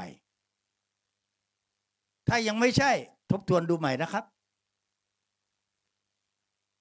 ทบทวนดูใหม่ชีวิตของเราไม่ใช่ของเรา1 โครินธ์บทที่6ข้อ19 20พระวิญญาณบริสุทธิ์ของพระเจ้าอยู่กับเราเราเป็นพระวิหารเป็นที่สถิตของพระวิญญาณพระเจ้าทรงซื้อเราไว้ด้วยราคาสูงเราไม่ใช่เจ้าของตัวเราอีกต่อไปพระเจ้าทรงซื้อเราด้วยราคาสูงขนาดไหนด้วยชีวิตของพระองค์บนไม้กางเขนนั้นแล้วพระวจนะของพระเจ้าบอกว่าดังนั้นให้เราใช้ชีวิตที่มีอยู่เนี่ยให้เต็มที่แล้วลอยพอสุริยบุปผานะครับก็ได้ทำเต็มที่จริงๆจนถึงวินาทีสุดท้ายขอบคุณพระเจ้าเวลาเขาอยู่คือพระคริสต์แต่เวลาเขาตายแบบไหนเปาโลบอกว่าการตายหรือการจากไปก็ได้กำไรผมถามพี่น้องครับเวลาที่เราเกิดมาเรามีอะไรมาแต่ตัวแล้วเวลาเราตายไปเราอะไรไปบ้างครับมีอะไรไปบ้างงานทรัพย์สินเงินทองเต็มไปหมดเลยลอยพอสร้างสรรค์ไว้สำหรับลูกหลานเพื่อประชากรอีกมากมายแต่เขาเอาอะไรไปได้บ้างไม่ว่าจะฝังหรือจะเผาเอาอะไรไปไม่ได้แม้กระทั่งสังขารร่างกายนั้นก็เอาไปไม่ได้แต่เปาโลคนนี้บอกว่าการตายก็ได้กำไรทำไมถึงบอกว่าเป็นได้กำไรล่ะครับในฮีบรูบอกว่าฮีบรูบทที่6ข้อ10เพราะว่าพระเจ้าไม่ทรงอธรรมที่จะทรงลืมการงานซึ่งท่านได้กระทำเพราะความรักที่ท่านมีต่อพระนามของพระองค์คือการรับใช้ธรรมิกชนนั้นดังที่ท่านยังรับใช้อยู่ทำไมการจากไปการตายจึงได้กำไรเพราะอะไรครับเพราะพระเจ้าไม่เคยลืมการงานของท่านพระเจ้าให้ความสำคัญในหน้าที่การงานที่ท่านได้กระทำคนไหนก็ตามที่เป็นสาวกแท้เป็นคริสเตียนบังเกิดใหม่ท่านอยู่คือพระคริสต์และทุกอย่างที่ท่านทำคือหน้าที่การงานของท่านจะตามท่านไปพระเจ้าไม่ลืมการงานน้ำเย็นแก้วหนึ่งที่จะให้คนทุกคนยากพระเจ้าไม่ลืมมีบำเหน็จมีรางวัล นั่นคือกำไรของท่านคนไหนที่มาหาพระเจ้าเพื่อเสวยสุขมาหาพระเจ้าเพื่ออยากได้อยากดีอยากมีอยากเป็นลาภยศสรรเสริญทั้งหลายคุณกำลังเข้าใจผิดแล้วครับนั่นของแถมทั้งสิ้นของแท้คือให้ความรักให้ความจริงกับคนทั้งหลายที่ยังไม่รู้เรื่องยังไม่เข้าใจเขาร่ำรวยมั่งคั่งจากไปก็ไม่เหลืออะไรตายแล้วก็ตกนรกพระเจ้าไม่ลืมการงานของท่านไม่ว่าท่านจะทำอะไรที่ไหนบางคนไปเสิร์ฟผมขอบคุณพระเจ้าขอพระเจ้าได้รับเกียรติในการบริหารจัดการงานครั้งนี้สุดยอดวันเดียวทุกอย่างเรียบร้อยขอพระเจ้าได้รับเกียรติในพระธรรมโรมบทที่2ข้อ24เปาโลเขียนบอกว่าคนทั้งหลายดูหมิ่นเหยียดหยามพระนามของพระเจ้าก็เพราะท่านทั้งหลายเปาโลกำลังพูดถึงพวกธรรมจารย์ฟาริสีพวกยิวที่เคร่งในศาสนามีแต่คำสอนแต่ชีวิตไม่สมกับที่สอนคนทั้งหลายดูถูกพระเจ้าก็เพราะชีวิตของท่านผมถามพี่น้องว่าท่านประกาศตัวท่านเป็นคริสเตียนชีวิตของท่านต่างอะไรจากคนที่ไม่ได้เป็นคริสเตียนโลภโกรธหลงอยู่เต็มไปหมดในหัวใจทะเลาะเบาแว้งเมากันอยู่ไม่แตกต่างอะไรเลยทำให้พระนามของพระเจ้าเสื่อมเสียแต่ขอบคุณพระเจ้ากาลาเทียบทที่1ข้อ24อัครทูตเปาโลบอกว่าคนทั้งหลายสรรเสริญพระเจ้าก็เพราะข้าพเจ้าเป็นเหตุค่ำคืนนี้ผมยืนยันว่าคนทั้งหลายสรรเสริญพระเจ้าก็เพราะสจ.ลอยพอสุริยะบุปผาเป็นเหตุทำให้พระนามของพระเจ้าได้รับเกียรติอาเมนฮาเลลูยาการตายได้กำไรเพราะพระเจ้าให้ความสำคัญกับหน้าที่การงานที่ท่านกระทำอยู่ ใน1 โครินธ์บทที่15ข้อ57-58สาธุการแด่พระเจ้าผู้ทรงประทานชัยชนะแก่เราทั้งหลายโดยพระเยซูคริสต์เจ้าของเราเหตุฉะนั้นพี่น้องที่รักของข้าพเจ้าท่านจงตั้งมั่นอยู่อย่าหวั่นไหวจงปฏิบัติงานขององค์พระผู้เป็นเจ้าให้บริบูรณ์ทุกเวลาท่านทั้งหลายพึงรู้ว่าโดยองค์พระผู้เป็นเจ้าการของท่านไร้ประโยชน์ก็หามิได้ในสายพระเนตรของพระเจ้างานทุกอย่างพระเจ้าจะให้เกิดประโยชน์หลายครั้งละหวานลงไปหวานด้วยน้ำตาหวานด้วยความเหน็ดเหนื่อยการดูถูกการกดขี่ข่มเหงเพราะพระนามของพระเยซูคริสต์พระเจ้าบอกว่ามันไม่เคยไร้ประโยชน์วันนั้นมันไม่เกิดแต่วันนี้มันเกิดขอบคุณพระเจ้านะครับที่พระเจ้ารักน้องชายผมมากศาสนาจารย์ลอยพอสุริยบุปผาผมสังเกตดูคนหนุ่มคนนี้หัวใจเขาใสสัตย์ซื่อปากของเขารอยยิ้มของเขากับใจของเขากับตาของเขาเป็นเรื่องเดียวกันแต่เวลาที่เขายืนขึ้นพูดน่ากลัวเหมือนกันนะเป็นคนไม่กลัวใครเลยวันหนึ่งเข้าไปประชุมกับผู้ว่าก็ใส่ว่าผู้ว่าตรงๆเลยเฮ้ยน้องใจเย็นๆหน่อยระวังปากหน่อยรู้จักกาลเทศะหน่อยผู้หลักผู้ใหญ่ผมพูดความจริงอ่ะพี่ความกล้าหาญมาจากไหนครับมาจากความจริงคนเราถ้าพูดความจริงไม่มีความกลัวแต่ต้องรู้จักสุภาพถ่อมใจเป็นห่วงน้องมากเตือนตลอดเฮ้ยระวังปากหน่อยจริงอะดีแล้วมีความรักกับพระเจ้าก็ดีแล้วแต่ระวังปากหน่อยใจกล้าบ้าบิ่นต้องรู้จักกาลเทศะสอนน้องชายตลอดมันก็หัวเราะอย่างเดียวครับก็เปลี่ยนมาเรื่อยๆนะยิ้มแย้มแจ่มใสรู้จักผู้หลักผู้ใหญ่นอบน้อมถ่อมตนมากขึ้นยิ่งสูงยิ่งหนาวยิ่งสูงต้องยิ่งถ่อมนี่คนของพระเจ้าพระเจ้าให้ความสำคัญกับหน้าที่การงานของเราทุกอย่างพระเจ้าให้เกิดประโยชน์ในงานทุกอย่างที่เราทำอย่างแน่นอนแต่ที่สำคัญมากครับพระเจ้าจะได้รับเกียรติจากการตายของเราสดุดีบทที่116ข้อที่15มรณกรรมของธรรมิกชนของพระองค์สำคัญในสายพระเนตรของพระเจ้าความตายของคริสเตียนความตายของธรรมิกชนวิสุทธิชนของพระเจ้าเป็นสิ่งที่มีคุณค่าเป็นสิ่งที่พระเจ้าพอพระทัยเป็นสิ่งที่พระเจ้าได้รับเกียรติและค่ำคืนนี้ผมยืนอยู่ที่นี่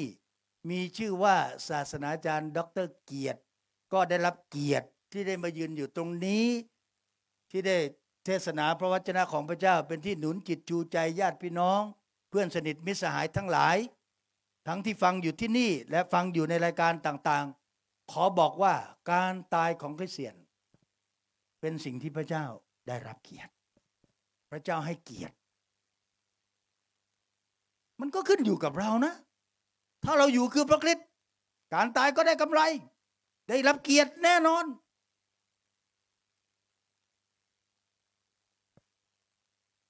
ในพระธรรมวิวรณ์บทที่14ข้อ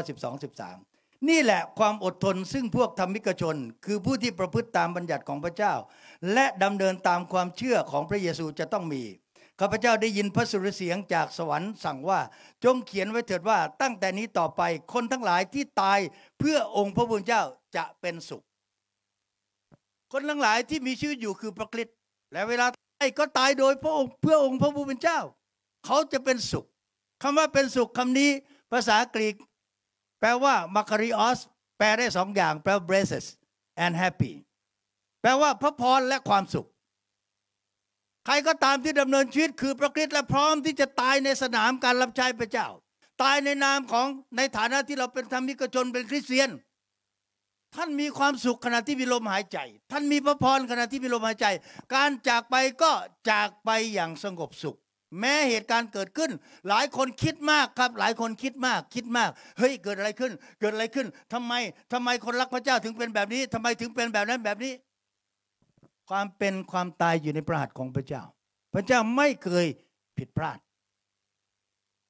ผมไม่เคยสงสัยการจะมีชีวิตอยู่หรือการตายเพราะผมตายมาแล้ว3 ครั้ง 4 ครั้งวันเสาร์ที่ผ่านมาเนี่ยก็เหมือนคนจะตายแล้วจะเป็นอัมพฤกษ์อัมพาตไปแล้วนอนฟุบอยู่ที่โต๊ะเนี่ย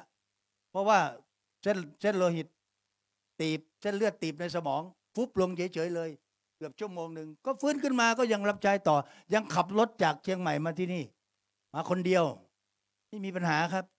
โดยพระคุณของพระเจ้าพร้อมที่จะจากไปเพราะจากไปในขณะที่กำลังรับใช้พระเจ้ามีพระพรมีความสุขนั่นคือกำไรและมากกว่านั้นอีกที่นี่บอกว่าอะไรครับจริงอย่างนั้นเขาได้หยุดพักจากการงานของเขาการตายได้กำไรเพราะเราหยุดพักการงานแล้วหมดหน้าที่แล้วจบสิ้นแล้วตั้งแต่เป็นคริสเตียนบังเกิดใหม่มาผมไม่รู้จักคำว่า vacation vacation แปลว่าอะไรครับใครบอกผมหน่อยได้ไหมครับ vacation การหยุดพักเวลาพักร้อนผมทำงาน24 ชั่วโมงเมื่อไหร่ก็ได้ใครโทรมานะครับกำลังเข้านอนอาบน้ำเสร็จเรียบร้อยเดี๋ยวโทรมาแล้วอาจารย์ต้องไปโรงพยาบาลรีบเปลี่ยนเสื้อผ้าไปโทรศัพท์ผมไม่มีการปิดผมมีวันหยุดแต่ไม่เคยได้หยุดไม่เคยมีปีสบาโตไม่เคยมีเพราะอะไรครับเพราะผมทำงานไปผมพักไปเมื่อไหร่อยู่กับพระคริสต์คือการเข้าสู่การพำนักมีความสุขที่ได้ออกไปรับใช้ประชาชนรับใช้ผู้คนขอบคุณพระเจ้าแต่หลายคนก็เป็นห่วงผมมากลูกศิษย์ลูกหาเต็มบ้านเต็มเมืองยาดีๆอะไรนู่นนี่นั่นเอามาให้ผมป่วยนะครับผมมีโรคประจำตัวโรคหนึ่งนะครับ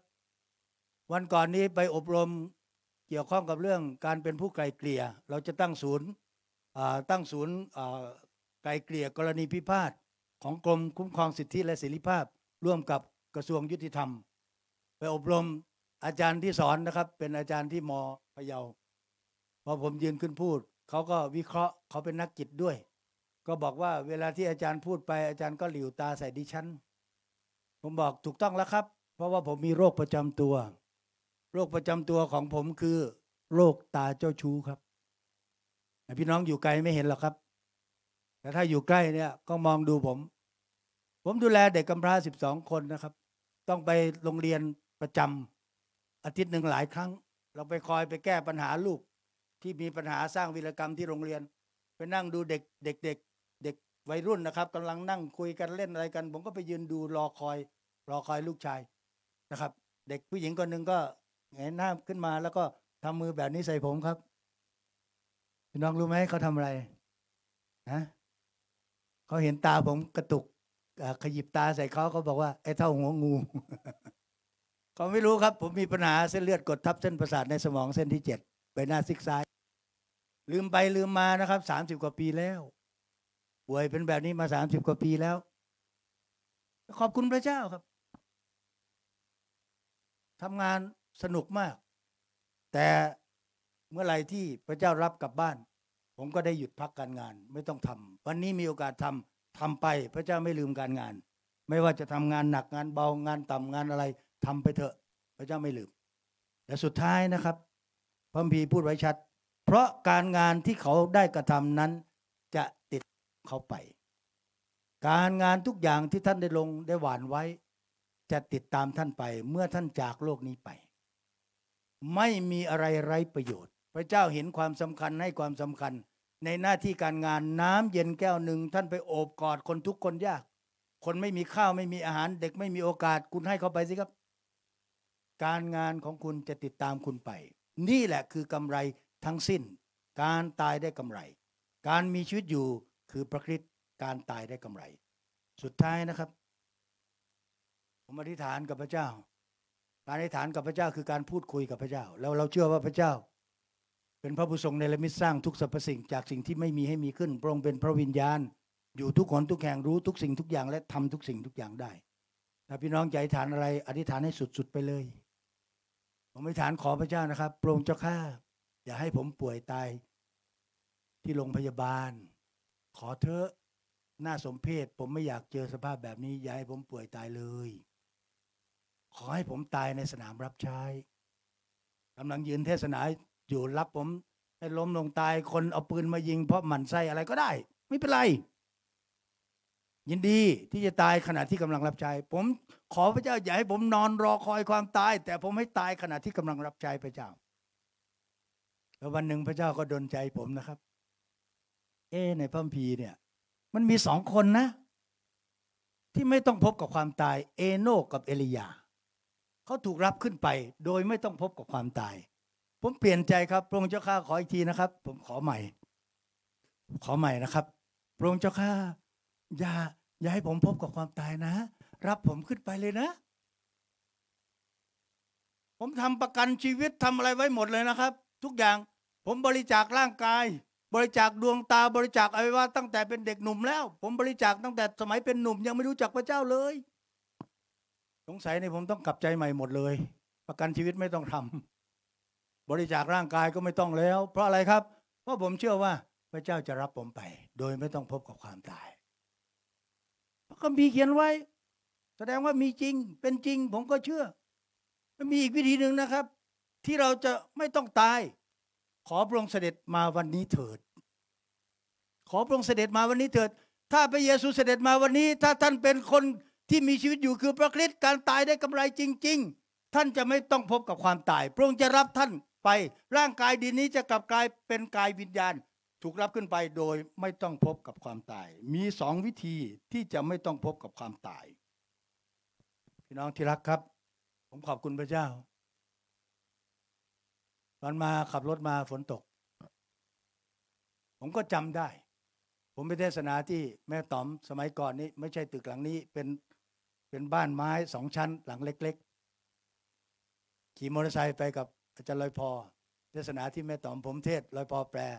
เสร็จแล้วกำลังจะขี่มอเตอร์ไซค์กลับบ้านกลับมาที่ผมขอยมืดฟ้ามัวดินขึ้นมาน้องอธิษฐานด้วยกันจับมืออธิษฐานขออย่าให้ฝนตกฝนก็ตกเลยครับปุ๊กปักปุ๊กปักลอยพอหัวเราะพี่ไม่ต้องอธิษฐานแล้วฝนมันตกแล้วลอยพอบอกพี่ไม่ต้องอธิษฐานโอเคไม่เป็นไรผมก็อธิษฐานอยู่เขาเป็นคนขี่มอเตอร์ไซค์ผมก็นั่งซ้อนท้ายมาพอมาถึงอมก๋อยฝนหยุดพอฝนหยุดเสร็จผมลงจากรถน้องดูพี่ไม่เปียกสักเม็ดเลยพี่ไม่มีฝนเปียกพี่แม้แต่เม็ดเดียวเลยน้องเปียกคนเดียวเรา2 คนอยู่ในสถานการณ์เดียวกันแต่ผลต่างกันขึ้นอยู่กับความเชื่อเราวันนี้นะครับฝนตกผมคุกเข่าอยู่ที่ห้องที่นั่นผมตั้งใจว่าเทศนาเสร็จผมจะกลับเชียงใหม่เพราะพรุ่งนี้ผมมีงานเยอะฝนตกหนักเลยฝนตกทีนี้เปียกจะเอาไงดีคุกเข่าคิดถึงเรื่องนี้กับลอยพอพระองค์เจ้าข้าขอให้ฝนหยุดฟ้าสว่างงานค่ำคืนนี้ถวายเกียรติแด่พระเจ้าขอพระเจ้าเมตตาขอบคุณพระเจ้าพระเจ้าฟังคำอธิษฐานของเราเสมอน้องชายที่รักได้ยินไหมลอยพอได้ยินไหมวันนั้นเธอจำได้ไหมเธอหัวเราะย่อพี่วันนี้เธอต้องร่วมกับพี่พระเจ้าของเราฟังเสียงของเราขอเราร่วมใจกันอธิษฐานครับสาธุการพระเจ้าพระบิดาข้าพระองค์ตัดสินใจแล้วรู้แล้วว่าการมีชีวิตอยู่คือพระคริสต์การตายก็ได้กำไรไม่มีความสงสัยขอพระองค์ทรงโปรดเมตตาประทานจิตใจของธรรมิกชนของพระองค์ผู้ได้ยินได้ฟังทั้งหลายที่เขาจะเลือกว่าเขาจะมีชีวิตอยู่อย่างไรแล้วเขาจะจากไปอย่างไรขอทรงโปรดเมตตาดลจิตดลใจในงานไว้อาลัยผู้รับใช้ของพระองค์ผู้รับใช้ที่สัตย์ซื่อศาสนาจารย์ลอยพยาบุปผาจะเป็นเหตุทำให้คนมากมายได้สัมผัสถึงพระคุณความรักของพระองค์ได้เข้าในอาณาจักรในแผ่นดินของพระองค์คือแผ่นดินสวรรค์ขอพระองค์ทรงโปรดช่วยเหลือครอบครองควบคุมในทุกกิจกรรมที่เราจะกระทำร่วมกันและขออวยพรภรรยาลูกหลานวงตระกูลทีมงานเพื่อนผู้รับใช้ทั้งหลายเพื่อนสนิทมิตรสหายที่รู้จักศาสนาจารย์ลอยพอสุริยบุปผาจะได้จดจำพระวจนะของพระองค์ในค่ำคืนนี้ข้าพระองค์อธิษฐานขอบคุณพระองค์ในพระนามพระเยซูคริสต์เจ้าอาเมนใจพรครับ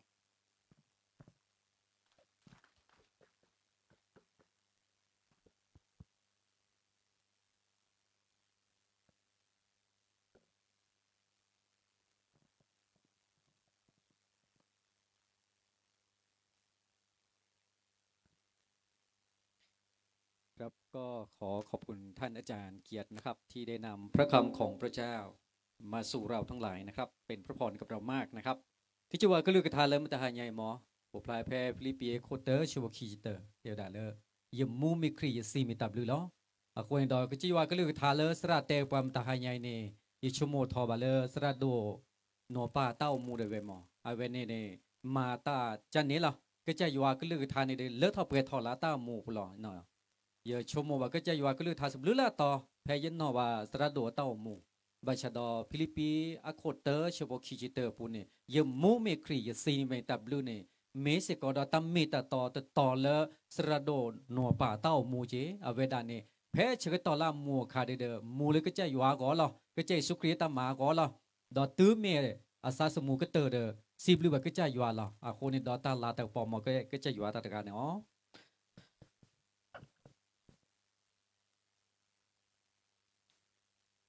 ครับรายการลำดับต่อไปนะครับก็จะเป็นการไหว้อาลัยแด่ท่านศาสนาจารย์ลอยพอสุริยบุภานะครับจะมีอยู่สองขั้นตอนนะครับขั้นตอนแรกนะครับก็จะเป็นการให้การเคารพแด่ผู้ล่วงลับนะครับแล้วก็ช่วงที่สองก็จะเป็นการกล่าวคำไว้อาลัยแด่ผู้ที่ล่วงลับนะครับ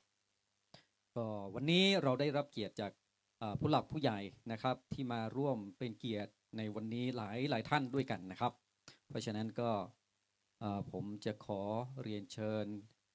แต่ละท่านนะครับที่จะขึ้นมานะครับบางท่านก็เป็นตัวแทนจากหน่วยงานและองค์กรนะครับเพราะฉะนั้นก็ท่านแรกนะครับขอกราบเรียนเชิญท่านสสศิเลศกฎคำลือนะครับหรือพ่อศิเลศนะครับขอกราบเรียนเชิญครับซึ่งเรามีทั้งนี้เรามีช่อดอกไม้นะครับให้กับแต่ละท่านนะครับตามด้วยท่านที่สองนะครับท่านนายกองค์การบริหารส่วนตำบลอมก๋อยท่านคัมภีร์สมัยอาทรครับผมขอเรียนเชิญครับ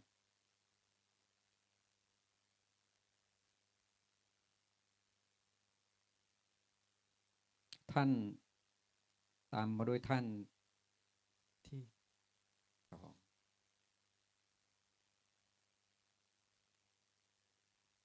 ท่านที่สามนะครับพันตำรวจโทสุรศักดิ์มั่นประสิทธิ์ขอกราบเรียนเชิญครับ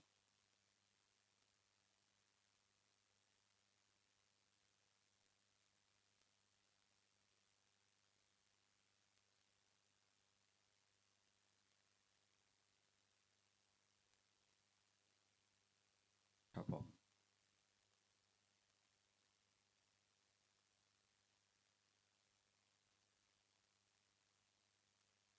อันนี้ช่วงแรกนะครับท่านจะมีอีกช่วงหนึ่งนะครับขอบพระคุณท่านครับแล้วก็ยังมีช่อดอกไม้อยู่นะครับก็จะขอเรียนเชิญท่านศาสตราจารย์ดร.เกียรติลักษณะสกุลชัยนะครับแล้วก็ท่านศาสตราจารย์วรพงษ์จริยพฤทธิพงศ์นะครับแล้วก็ท่านศาสตราจารย์จอดีปูเงินนะครับท่านศาสตราจารย์เดวิดผู้ทรงเกียรตินะครับที่จะขึ้นมาแสดงการไว้อาลัยด้วยการมอบช่อดอกไม้นะครับ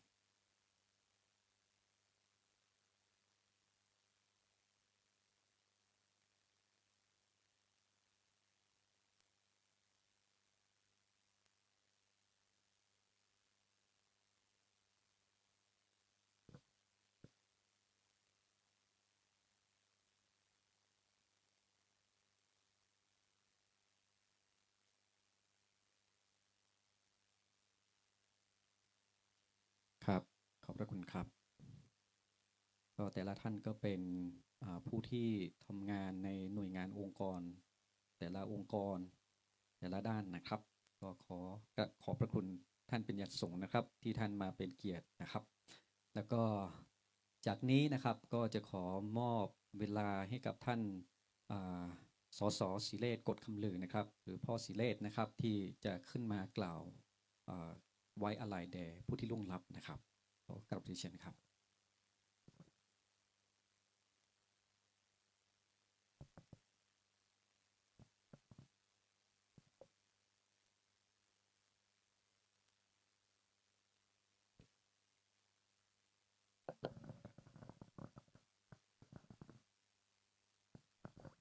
ก็สวัสดีทุกท่านทุกคนนะครับ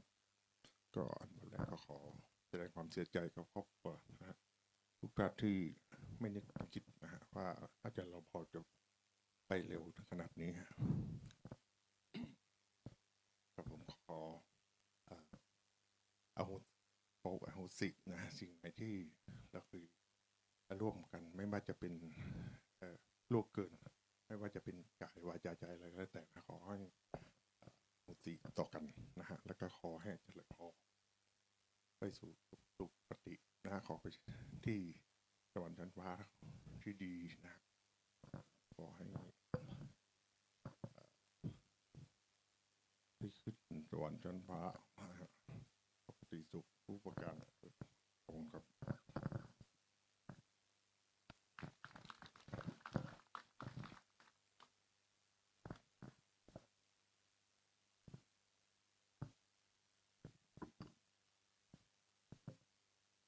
ครับขอบพระคุณท่านสสศิเลศโกฏคำลือนะครับโอเคครับผมก็รายการลำดับต่อไปนะครับเราจะได้รับฟังเพลงพิเศษนะครับโดยกลุ่มผู้รับใช้พระเจ้าในองค์กรพระไทยประทินครับเรียนเชิญครับ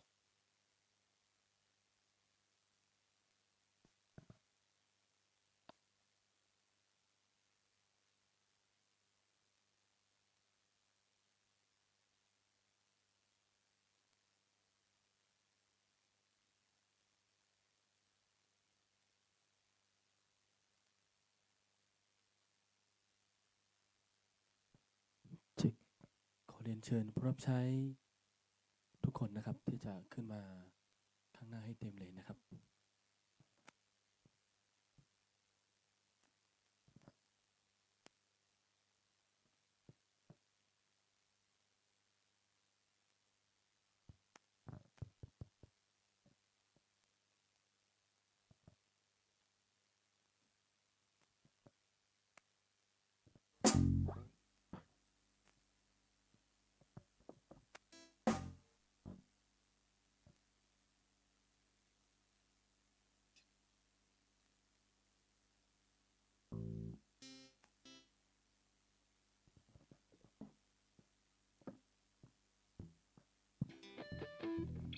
นะครับ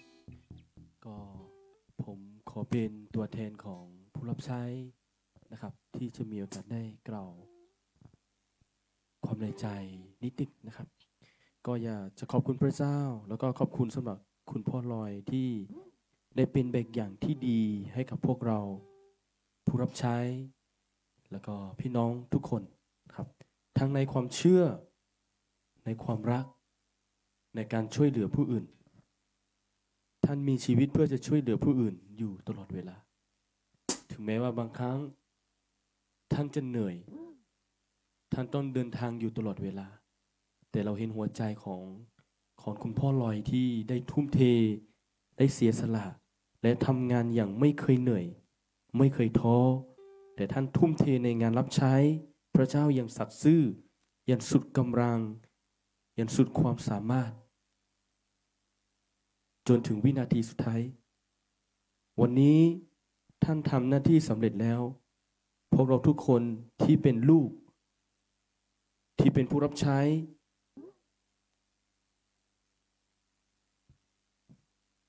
เราจะทำตามเจตนาของคุณพ่อลอยให้สำเร็จนะครับเราจะร้องเพลงนี้เพื่อเป็นกำลังใจให้กับผู้รับใช้แล้วก็เป็นกำลังใจกับพี่น้องทุกคนนะครับเราจะร้องด้วยกันนะครับ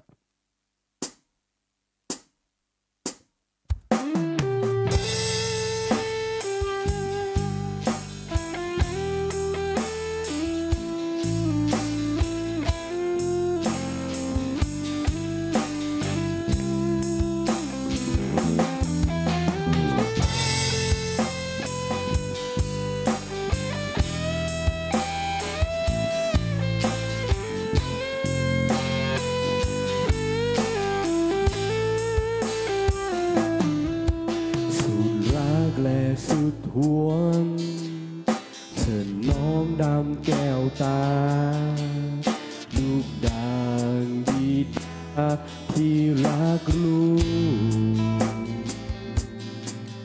ปลูกฝังสร้างชีวิตอุทิศทางจิตใจหวานเพียงให้เจ้านั้นเติบโตจากวันที่เกิดมาลูกจะพ่อห่วงใยดูแลอยู่ใกล้ไม่ทิ้งห่างเมื่อยามมีปัญหาเข้ามาช่วยแก้ไขดูแลหัวใจผู้รับใช้สาธุเทร่างกายจิตใจและวิญญาณทุกโมงยามสายโดยมากนาและอดทนต่อสู้ไม่เคยหวังในใจนั้นหวังเพียงเจ้าเติบโตไม่ว่าเป็นหรือตายไกลเป็นองค์คริสต์จะไม่หนีจากทางที่มุ่งหวังเปลี่ยนพลังที่ฝังใจรักใจที่ไม่มันรอวันนั้นรางวัลแห่งศักดิ์ศรีสุดรักสุขบูชาส่อหานำพระทัยทอมจิตใจในพระเจ้าเชื่อฟังพระบัญชาสั่งว่าจงเลี้ยงดูฟูงแก่ที่เราได้มอบหมายไม่คิดจะท้อแท้หากแม้กายเสี่ยมไปแต่จิตใจจำลังคืนต่อสู้สุดกำลังแข่งขันถึงจุดหมายจนที่ไว้ใต้การเขนจะทุ่มเทร่างกายจิตใจและวิญญาณถูกมงยามสั่นสอนเทศนาโดยมานะและอดทนต่อสู้ไม่เคยหวั่นในใจนั้นวันเพียงเจ้าเติบโตไม่ว่าเป็นหรือตายจะไม่มีทางที่มุ่งหวังโดยพลังที่ฝังใจหลักใจที่ไม่มันรอวันนั้นรางวัลแห่งศักดิ์ศรี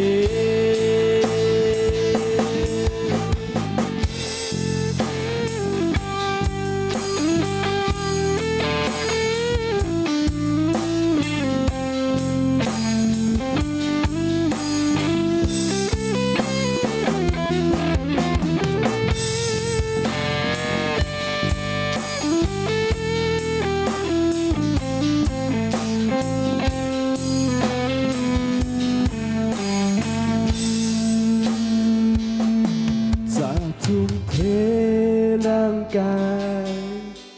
จิตใจและวิญญาณถูกมงยามสั่นสอนเทศนาโดยมานะและอดทนต่อสู้ไม่เว้ยหวานในใจนั้นหวังเพียงเจ้าเติบโตไม่ว่าเป็นหรือตาย บไกลเป็นผงกรีจะไม่หนีจากทางที่มุ่งหวัง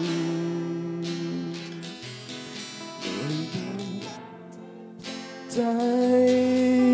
รักใจที่ไม่มันรอวันนั้นรางวัลแห่งศักดิ์ศรีรอวันนั้นรางวัลแห่งศักดิ์ศรีรอวันนั้นผู้รางวัลแห่งศักดิ์ศรี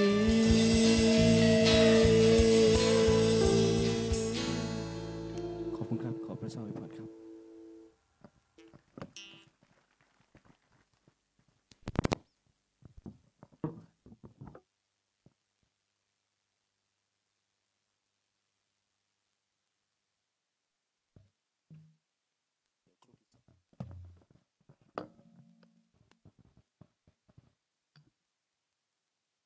ครับนี่เป็นกลุ่มผู้รับใช้พระเจ้าใน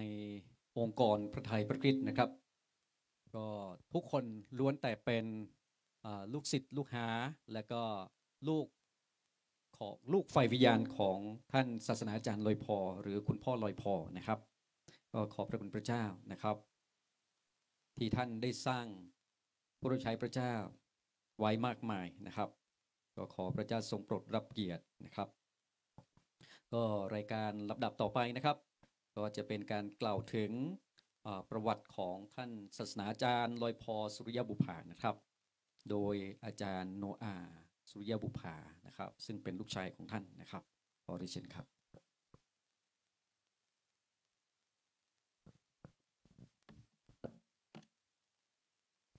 หาเลยสวัสดีตอนเย็นนะครับกับเรียนท่านสสศิเลศและทีมงานนะครับทีมงานข้าราชการเพื่อนคุณพ่อที่เป็นนักการเมืองนะครับแล้วก็กลุ่มผู้รับใช้ทุกคนนะครับที่อยู่ในที่ประชุมแห่งนี้รวมถึงตัวแทนจาก KDG นะครับแล้วก็แขกผู้มีเกียรติทุกท่านนะครับคืนนี้ผมขอใช้เวลาสั้นๆที่จะพูดถึงประวัติของพ่อลอยนะครับและผมจะพูดเป็นภาษาไทยนะครับแล้วก็เป็นภาษากะเหรี่ยงนะครับแล้วก็อาจจะตามด้วยภาษาฮ่องกงนะครับเพราะว่ามีคนที่เขาดูไลฟ์สดนะครับผ่านทางการไลฟ์อยู่เนาะนะครับจากทั่วโลกนะครับก็บอกว่าเร็วเกินไปนะครับในการที่เราสูญเสียนะครับการสูญเสียของผมเนี่ยผมรู้สึกว่าไม่ได้สูญเสียแค่คุณพ่อนะครับแต่ว่าเป็นการสูญเสียเพื่อนเป็นการสูญเสียพี่ชายนะครับเป็นการสูญเสียอาจารย์นะครับเขาเป็นทุกอย่างของผมนะครับผู้ชายคนนี้นะครับผมคิดว่าถ้าผมวันหนึ่งเป็นพ่อคนนะครับผมอยากจะเป็นพ่อที่ดีได้สักครึ่งหนึ่งของเขานะครับถ้าวันหนึ่ง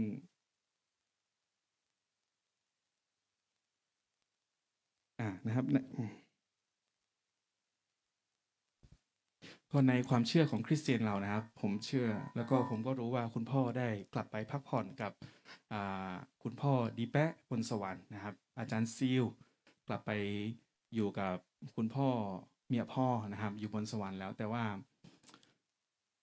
ในความที่เราเป็นมนุษย์นะครับเราก็ยังทำใจไม่ได้นะครับเราคิดว่าเราจะไม่ได้มีโอกาสได้กอดเขาแล้วเราไม่มีโอกาสได้ยินเสียงเขาแล้วนะครับผู้ชายคนนี้เนี่ยไปที่ไหนนะครับที่นั่นจะมีแต่เสียงหัวเราะใช่ไหมครับพี่น้องนะเป็นคนที่สร้างเสียงหัวเราะได้ทุกที่ที่ไปนะครับเขาชอบทำให้คนอื่นสนุกสนานเฮฮานะครับเขาบอกว่าครั้งหนึ่งนะครับถ้าเขาไม่เป็นอาจารย์เนี่ยคุณพ่อบอกว่าเขาจะไปสมัครเข้าแก๊งสามชานะครับแล้วก็จะไปเป็นนักแสดงตลกนะครับซึ่งก็ขอบคุณพระเจ้านะครับที่คุณพ่อเป็นต้นแบบหลายอย่างให้กับพวกเราในคืนนี้นะครับก่อนที่ผมจะกล่าวถึงประวัติของคุณพ่อเนาะนะครับผมอยากจะบอกกับคุณพ่อนะทุกครั้งที่คุณพ่อไปที่ฮ่องกงนะครับเขาจะไปเทศนานะครับแล้วก็จะแนะนำตัวแล้วทุกครั้งที่แนะนำตัวนะครับคุณพ่อก็จะบอกว่าเขามีลูกชาย1 คนนะครับแล้วก็ต้องขออภัยที่เขาเนี่ยหล่อกว่าลูกชายนะครับวันนี้ก็จะบอกกับพ่อลอยนะครับที่ยิ้มให้กับเราอยู่นะครับบอกว่าตอนนี้ผมไม่มีคู่แข่งแล้วนะครับ ผมก็เป็นคนเดียวที่หล่ออยู่คนเดียวนะครับผมนะครับคุณพ่อลอยนะครับเกิดเมื่อวันที่2พฤศจิกาปี2510นะครับเกิดที่หมู่บ้านศพลานหลังจากนั้นเป็นคนแรกในหมู่บ้านที่ได้ออกมาจากหมู่บ้านลงมาเรียนหนังสือที่อมก๋อยหลังจากนั้นคุณพ่อก็ได้มารู้จักกับคุณแม่วีนานะครับซึ่งต่อมาจะเป็นภรรยานะครับหลังจากนั้นก็ได้ไปเรียนศึกษาพระคัมภีร์ระยะสั้นที่เชียงใหม่นะครับและได้แต่งงานกันนะครับจากนั้นก็โดยการทรงเรียกของพระเจ้าก็ได้ไปเรียนพระคัมภีร์ที่พะเยาและคุณพ่อซิลนะครับที่ฮ่องกงก็เป็นผู้ที่ดูแลสนับสนุนท่านนะครับหลังจากนั้นได้กลับมารับใช้พระเจ้าอยู่ที่อมก๋อยนะครับท่านได้เริ่มต้นงานของพระเจ้าหลายอย่างที่อมก๋อยไม่ว่าจะเป็นหอพักเนินพระพรนะครับองค์กรกะเหรี่ยงเพื่อพระคริสต์นะครับแล้วก็เป็นผู้ก่อตั้งคริสตจักรสมแพทย์นะครับเป็นผู้ก่อตั้งสถาบันพระคริสตธรรมอมก๋อยเป็นประธานมูลนิธินะครับหลายมูลนิธินะครับแล้วก็นอกจากนั้นนะครับในทางการเมืองท่านก็เคยดำรงตำแหน่งเป็น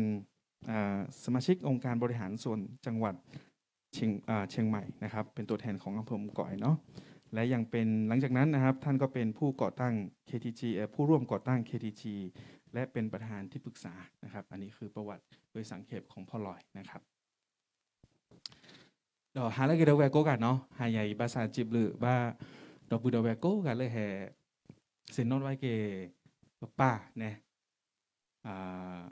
เวมีปาร์กาเลอร์อูดผู้เกนเนี่ยมานีอะไรแล้วซาโลกที่เลอแต่เลิกคือเราแค่เลยแบบดิโซเลประตูโลแต่แกว่าแต่บ้านตูโลเปิดหน้าหูว่าก็ลือเลอสุโลว่าหรือว่าเรื่องนีหรือว่าเรื่องอุตเตนนีหรืออะไรว่าเนี่ยแล้วก็คลีกันเลยเนาะเพราะความอะไรมีกว่าเลอมูเลอปากกาผ้าก็แกพอการเลอมูเลอกว่ากันลือปากยอก็เนาะ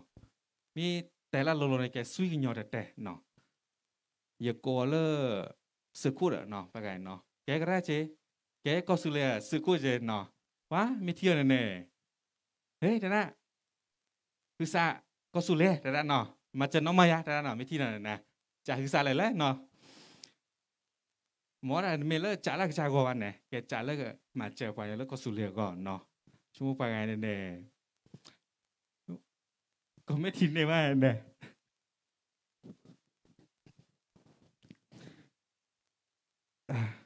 อุเพลเลอร์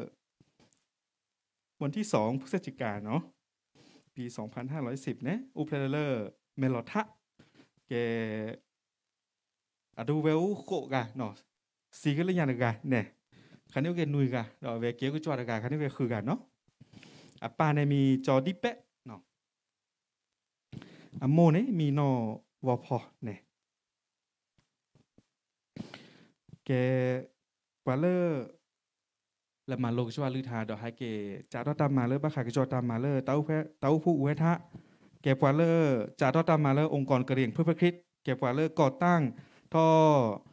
โพสาโฮบอร์เดอร์หอพักเนินพระพรเนี่ยแกกว่าเลอจ่าท่อลิจชิโจหนออุเกวแกกว่าเลอตามมามีนอเลอกันเมืองเลอปะดุโลลาดอกแกกว่าเลอแกกว่าหยอเลออุเกวเนาะตัวแทนเลอมาเลอปะดุเลอกิเมบุแกกว่าเลอจ่าท่อดอตามมาเลอเคทีจีเจโกดอแกกว่าเลอฮิตากุบากุเซเนาะตากุตาพาเลเคทีจีเนาะโดยแต่เรื่องฮ่องกงด้วยเนาะ各位弟兄姊妹你好，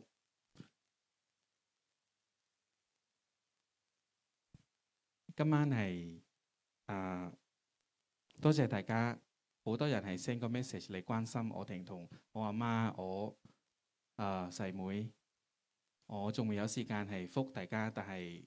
好欣賞，好多謝大家關心我哋、愛我哋、錫我哋。頭先我講話。每次我阿爸翻嚟香港咧，次次佢會介紹自己，之後佢會話佢咧就係靚仔啲嘅，咁其實咧，今晚我想同佢講咧話，我冇人係同我比賽啊，得我自己一個人，所以我係最靚仔嘅，爸爸。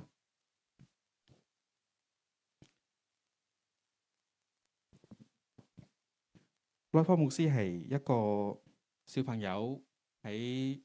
保院嘅孫出世之後，喺第一個人出嚟讀書，之後嚟咗澳改，認識 Vina， 一齊讀書，之後就結咗婚。有機會去讀神學啦，神呼召佢去讀神學。蕭海利牧師同蕭師母有支持佢哋，之後翻嚟服侍神，喺澳改呢度服侍神咗好多嘢，就開始嘅神嘅工作喺澳改度 ，Caring for Christ 嘅工作啦，兒童之間嘅宿舍啦，同埋神學院啦，同埋教會啦，好多教會啦。同埋佢都係做政府嘅工作嘅，同埋最後佢係開始咗建立咗 KTG Karen Group Thailand 咯，就支持 Karen 族喺緬甸嗰邊。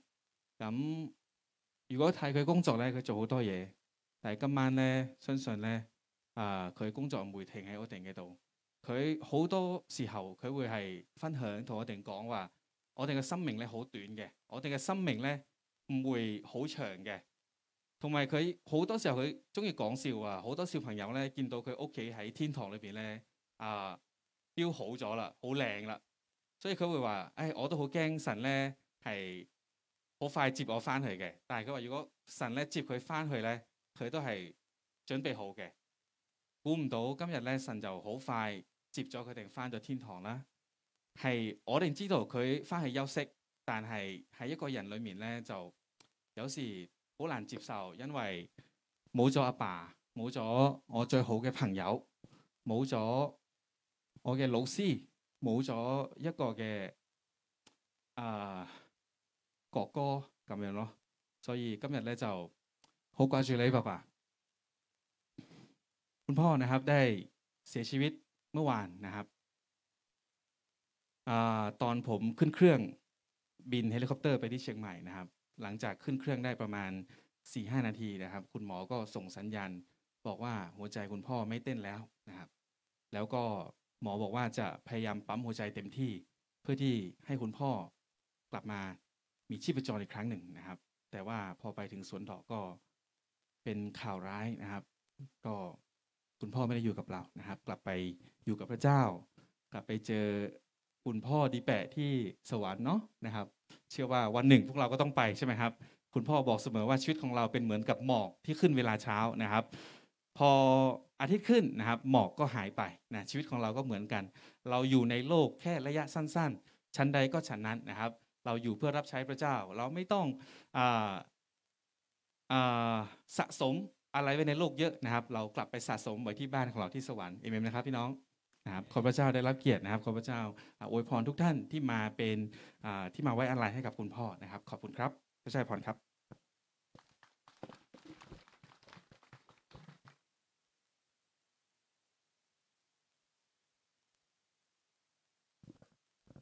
ครับก็ขอบคุณอาจารย์โนอานะครับที่ได้มา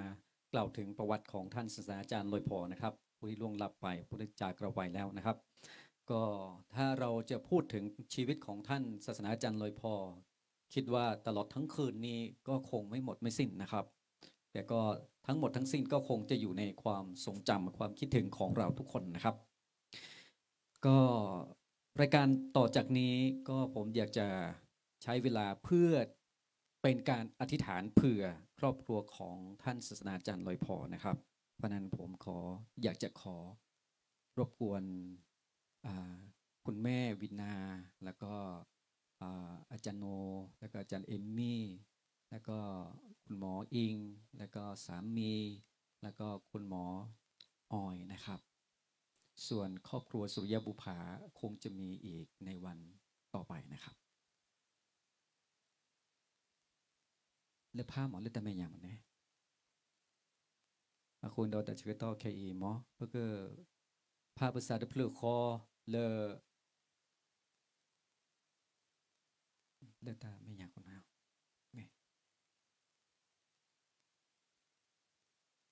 คุณในดอกมอก็จะอยู่กับเฮตากีตาบานเนาะคุณผมจะอยากจะขอรบกวนท่านศาสนาจารย์ดร.เกียรติลักษณะสกุลชัยแล้วก็ศาสนาจารย์จอดีนะครับแล้วก็ศาสนาจารย์เดวิดนะครับแล้วก็ผู้รับใช้พระเจ้านะครับที่จะขึ้นมานะครับอยู่เคียงข้างครอบครัวนี้นะครับ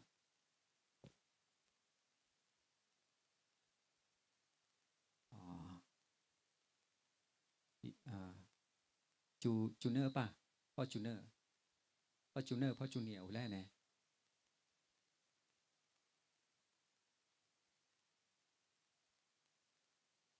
ฮะตัวพี่อะโอเลเดอร์โอเคครับผมครับโอเลเดอร์เนาะโอเคผมอยากจะขอรบกวนที่ประชุมที่จะยืนขึ้นได้ไหมครับทั้งที่เป็นคริสเตียนและไม่เป็นคริสเตียนนะครับพี่น้องที่เป็นคริสเตียนนะครับผมอยากจะขอใช้เวลานี้ในการที่เราจะส่งกำลังใจกำลังกายนะครับมายังครอบครัวสุริยบุภาและโดยเฉพาะครอบครัวของท่านศาสนาจารย์ลอยพอสุริยบุภานะครับเราจะใช้เวลานี้อธิษฐานเพื่อเขานะครับพร้อมกันนะครับแล้วก็เสร็จแล้วสรุปสุดท้ายผมอยากจะขอท่านศาสนาจารย์วรพงษ์จริยพฤทธิพงศ์นะครับที่จะเป็นผู้สรุปอีกครั้งหนึ่งนะครับยกเสียงของเราพร้อมกันครับฮาเลลูยาฮาเลลูยาฮาเลลูยาสรรเสริญพระเจ้าสรรเสริญพระเจ้าก็จีว่ามุตหายาอีดอไปเชเทเลสนามปูดอเปซินอทอบาเกสิกอดอเปนอดอเปปื้อก็จีว่าขอโปรเลดูโพเทโพอีเมวดาป้าสระโดลอยพอเนเกี่ยวกันนาลีคนเราก็จะอยู่ว่านึกโอเดอก็จะอยู่ว่านึกสักกันยาวบาเกี่ยวก็จะอยู่ว่านึกเฮียตากีตาบาเตาโชเคลก็จะอยู่ว่าก็คือกยาเกี่ยวมุโคก็ลูซอชคีเนก็สุดเดว่าตรีเต้าโมก็จะอยู่ว่าก็คือกยาเกี่ยวตาชมมิชมโมตาสุกุสักคือให้ขอบโปรเลป้าก็จะอยู่ว่าสมุจอชคีก็จะอยู่ว่าตาสุกุสักคือก็โอเลโอเปรเลเต้าโมปูเลเต้าโมปูก็จะอยู่ว่าก็คือกยาเกี่ยวนึกแกป้าละเลือเปรเลเดโคลอปูนึกแกตาโชเกลานอก็จาก็ตกาก็ตาพิตามาแค่เลยก็เชก็จะยวนกูดซีทอปเทวนาซีทอปเทวนาฮาเลลูยา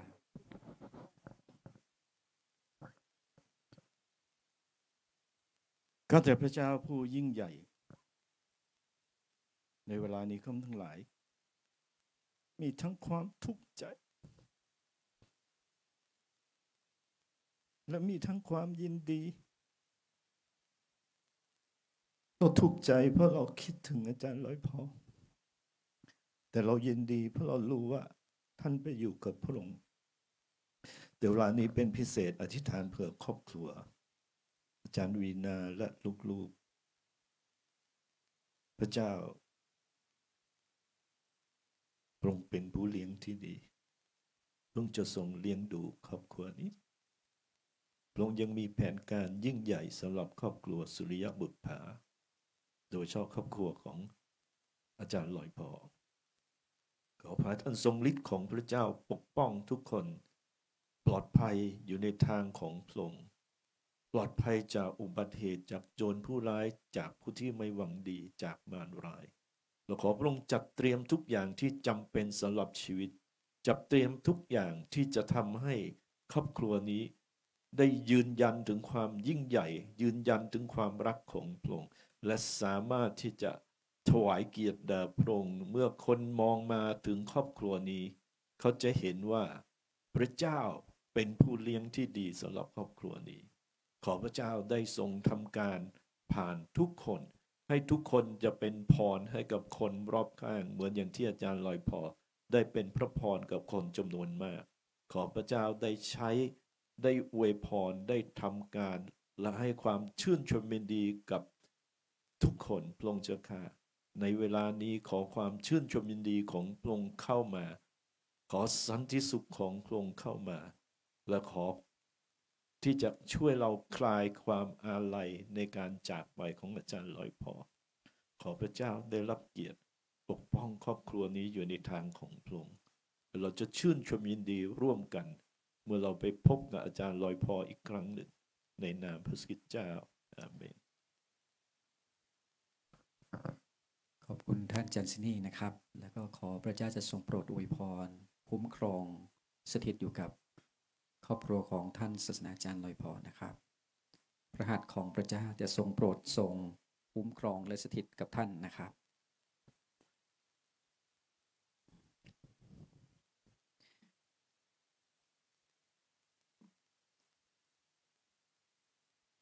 ครับก็คิดว่ามาถึงช่วงท้ายๆของรายการนะครับก็รายการต่อไปก็จะเป็นการสรรเสริญพระเจ้าด้วยบทเพลงต่างๆนะครับจะเป็นเพลงพิเศษเพลงที่คิดถึงคุณพ่อลอยนะครับก็เพลงแรกนะครับก็จะเป็นเพลงที่อาจารย์นุนะครับกับทีมแล้วก็เพลงที่2นะครับก็เป็นเพลงของศิษย์เก่าพระคริสตธรรมพะเยานะครับเพลงที่3ก็เป็นเพลงจากวงพัสลินะครับเพราะฉะนั้นผมก็จะขอมอบเวทีนี้ให้กับอาจารย์นุนะครับอ๋อโอเคช่วงนี้เลยใช่ไหมโอเคขอประทานโทษนิดหนึ่งนะครับขอใช้เวลานี้นิดหนึ่งนะครับก็จะมามีผู้ที่นำพวงหรีดนะครับที่ระลึกนะครับมอบให้กับทางเจ้าภาพนะครับจะขอใช้เวลานี้นะครับเชิญครับจะขอรบกวนอาจารย์โนนะครับที่จะเป็นผู้รับมอบเชิญครับขอบพระคุณนะครับทุกท่านนะครับ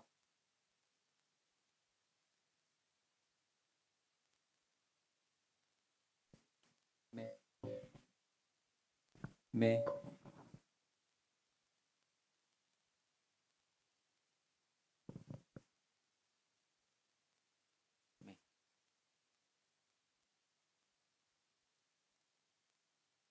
เนาะสิบลือบากิสระเนาะก็มีดาตาเปิดจาเลอ KTG เนาะมองไปที่กล้องนะครับเวเพปสระโดโอมูเดียเชอร์ก็คามีปลาพิสกอมาสกอได้เนาะแล้วทีเชอร์ก็เชอร์คนในดอภาษาคือสิบลือบากิกจะอยู่ว่าดอตนียาอีตราดอตีสกอเสดพาเนาะเฮหลอกพลาทอตาซินนอทอบาเกปสระโดนัวป่าเลตาพิสกอมาสกอปูเนาะก็จะโตนะเกบัชดอตามมาในกะแลสุดมันยารือละเนาะปนาดินิมอควรดอตับลือดมาเนาะสระเนาะก็จะว่าก็ช่วยช่วยว่ากินนะดอกก็จะว่าก็เปิดก็เชื่อว่าเกคิดจีกะแลสุดมันยารือนี่ละเนาะควรดอจีบดูว่าก็จะอยู่เนาะโมดีกากาเสมอแล้วก็เฮชอทอก็เฮชอทอตาซินนอทอเนาะเนาะตาซินนอบาเกปสระโดเนาะท่านใดที่ยังมีพวงหรีดนะครับหรือที่ระลึกนะครับก็สามารถที่จะมามอบในช่วงนี้ได้นะครับ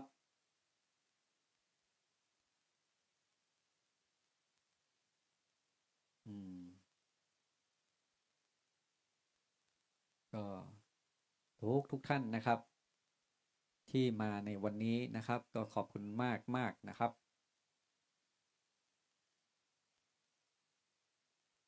ไม่ตามลื่นเนาะตามลื่นเนาะตามลื่นเนาะสระเนาะตามลื่นครับสวัสดีครับสวัสดีครับสวัสดีครับสิบลือบาเกก็ใช่ว่าเนาะ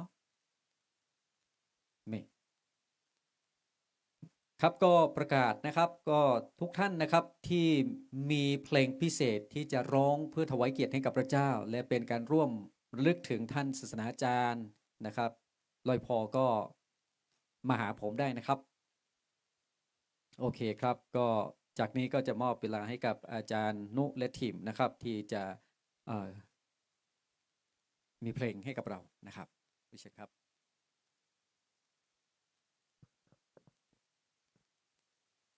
ก็จะขออนุญาตร้องเพลงหนึ่งนะครับเพลงนี้ผมเขียนขึ้นมาจากความรู้สึกที่อยากจะขอบคุณคุณพ่อลอยที่ได้มีส่วนในชีวิตของผมตั้งแต่ผมเป็นเด็กนักวีนะครับแล้วก็จนถึงมาถึงการรับใช้วันนี้เนาะขอมอบเพลงนี้ให้กับคุณพ่อนะครับคุณพ่อที่คิดว่าฟังอยู่นะครับ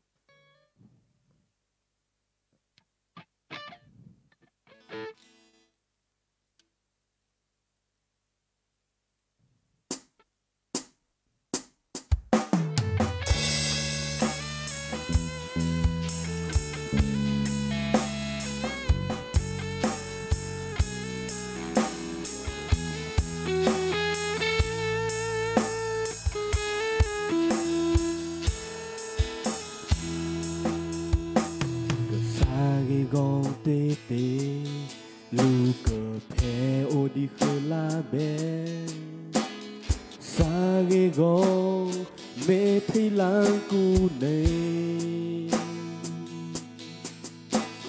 khe kê plong lơ ghé ý bé khơ cu ghé thế mẹ thương na lu phu a ga cờ xa ghê gom tê tê lu cờ phe ô đi khơ la bé xa ghê gom mẹ thấy lãng cu này thế kê plong lơ ghé ê bé plong cu ghé thế mẹ thương na lu phu a ga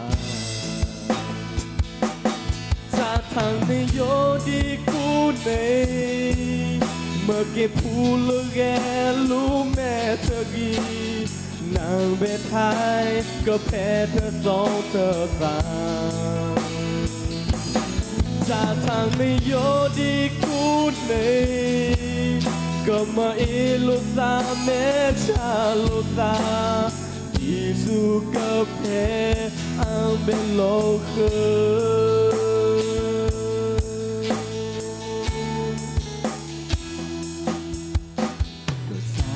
gom tê tê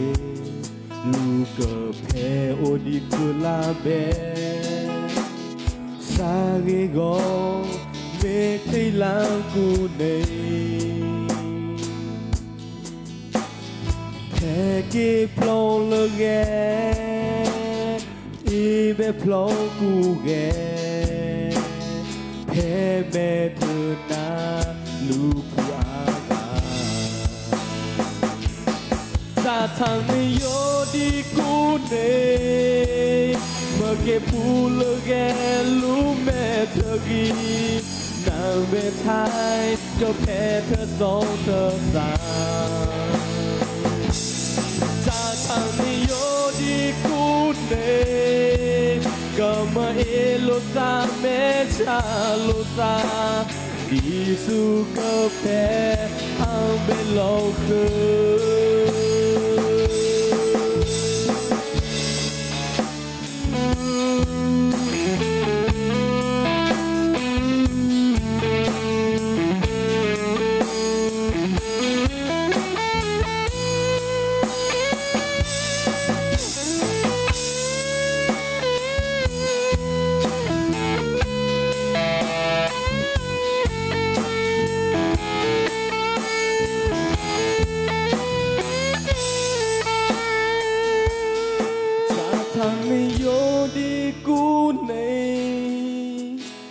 kia phu lơ ghé lu mẹ thơ ghi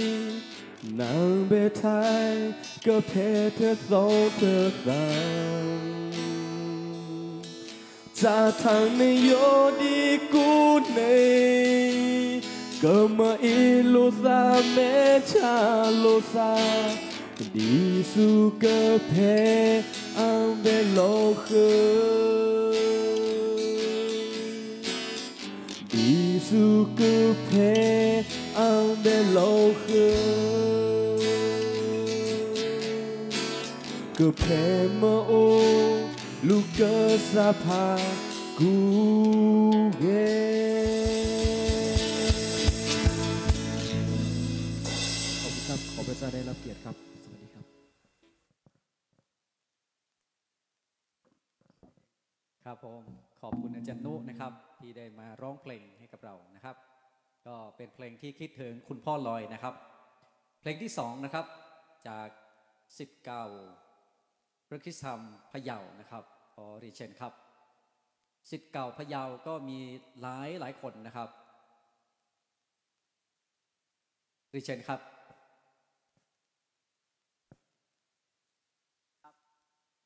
เรียนเชิญครับอาจารย์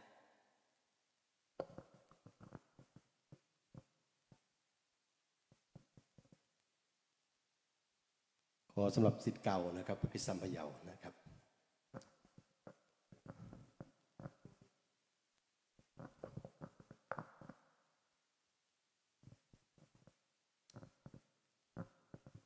ก็สิ่งที่ ในคืนนี้นะครับก็รู้สึกเสียใจนะครับที่พี่ชาย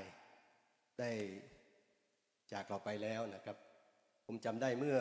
30 ปีที่แล้วเมื่อมีโอกาสได้รับใช้พระเจ้าที่ศูนย์เจริญธรรมอาจารย์พี่ชายอาจารย์เลยพอก็จะเป็นล่ามนะครับมันในการแปลคำเทศนาเป็นภาษากะเหรี่ยงและก็มี3 ภาษาเกาหลีด้วยนะครับเพราะฉะนั้นจะเจอท่านอาจารย์ลอยพอตลอดนะครับขอบคุณพระเจ้าสำหรับรอยยิ้มแล้วก็ความเชื่อสิ่งที่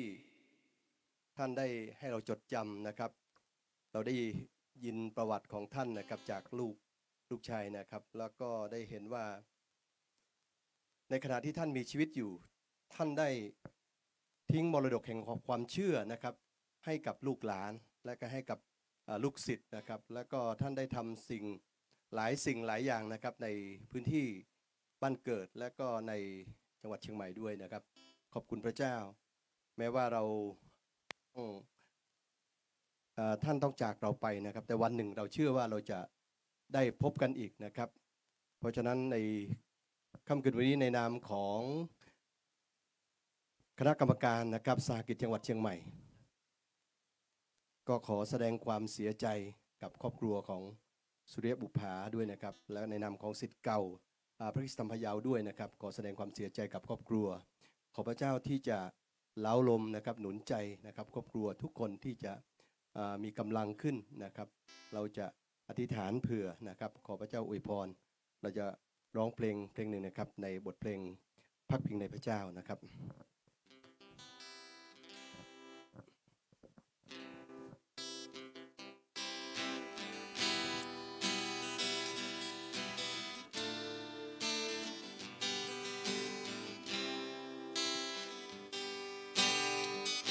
เมื่อทะเลต้องพบมรสุมแปรปรวนชีวิตคนเราก็เป็นเช่นนั้นยามทุกข์เย็นตายดุจดังลมคลื่นซาซาขาดที่กำบังไรที่พักพิงแต่อย่าลืมว่าพระองค์เฝ้าดูเราอยู่พร้อมที่จะชูใจที่อ่อนแรงระอาอย่าหันไปจากพระพักตร์ที่แสนเมตตามอบชีวิตให้พระองค์นำพาพักพิงในพระเจ้าพักพิงในพระองค์พระทรงเป็นศิลามั่นคงพระองค์เป็นพระเจ้าพลังความรอดบาทรงเป็นโลเป็นกำบังที่เข้มแข็งต่อไปนี้ฉันจะไม่ต้องสู้เพียงลำพังเพราะพระองค์ผู้ทรงเหนือความตายความบาปทรงเดินไปเคียงข้างฉันพักพิงในพระเจ้าพักพิงในพระองค์พระทรงเป็นศิลามั่นคงพระองค์เป็นพระเจ้าพลังความรอดบาปทรงเป็นโลเป็นกำบังที่เข้มแข็งต่อไปนี้ฉันจะไม่ต่อสู้เพียงลำพังเพราะพระองค์ผู้ทรงชัยเหนือความตายความบาปทรงเดินไปเคียงข้างฉันทรงเดินไปเคียงข้างฉัน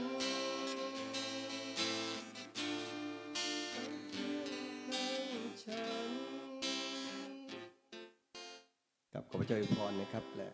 หนุนใจทางครอบครัวนะครับ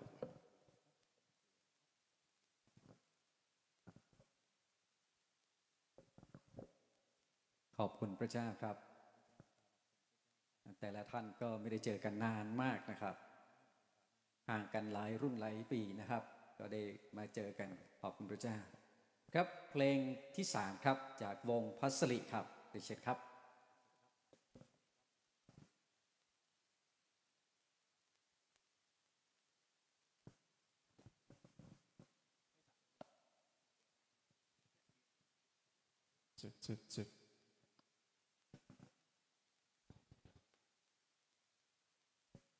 ท่านใดนะครับที่มีเพลง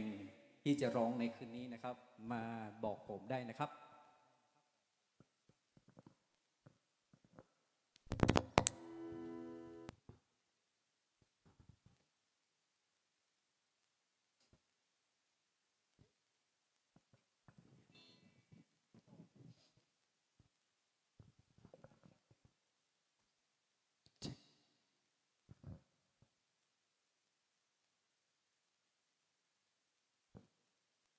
เจ็บเลยช่วยละพาตอนนี้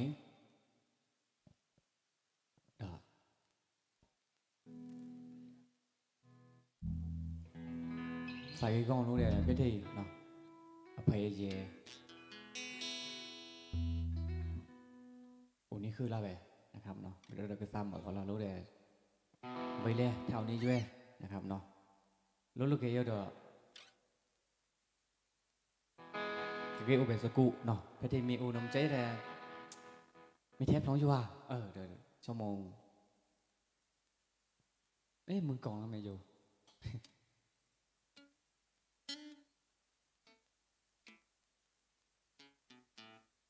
ไอ้เชนครับ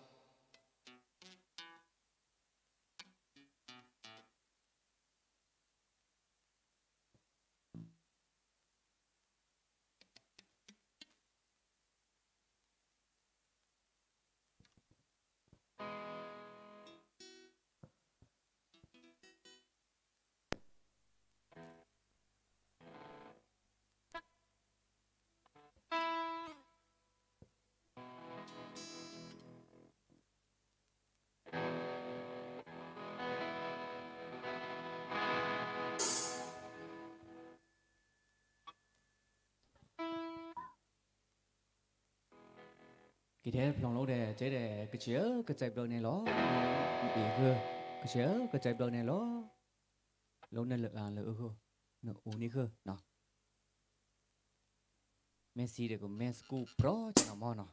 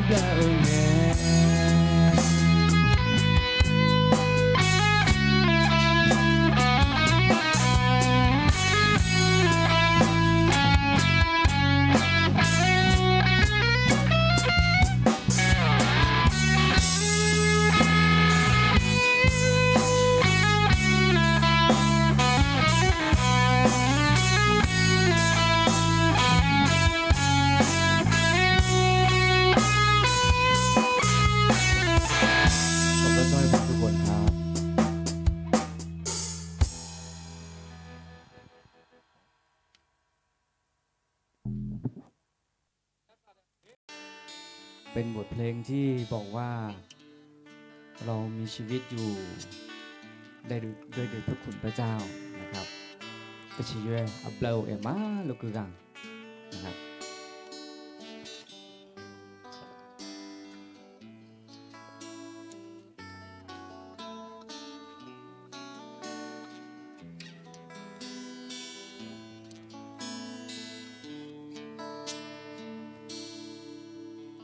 Hãy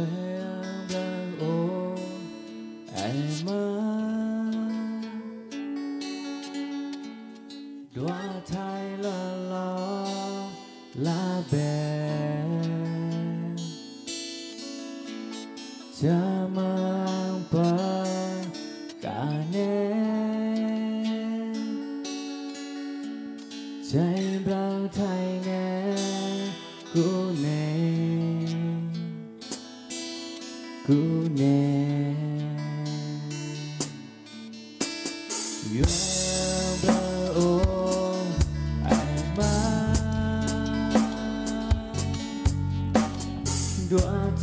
lỡ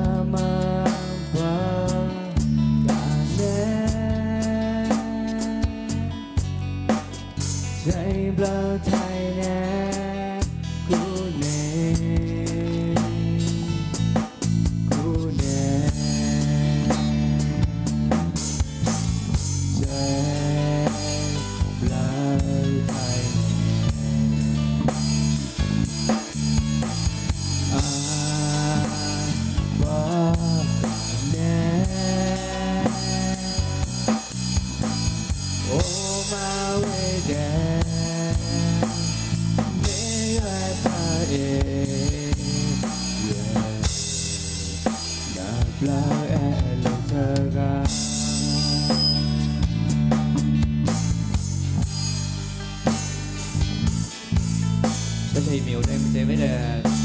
อัมพาตกู้เป็นกันเยอะนะครับเจ็บแล้วจะกู้เป็นกันเยอะ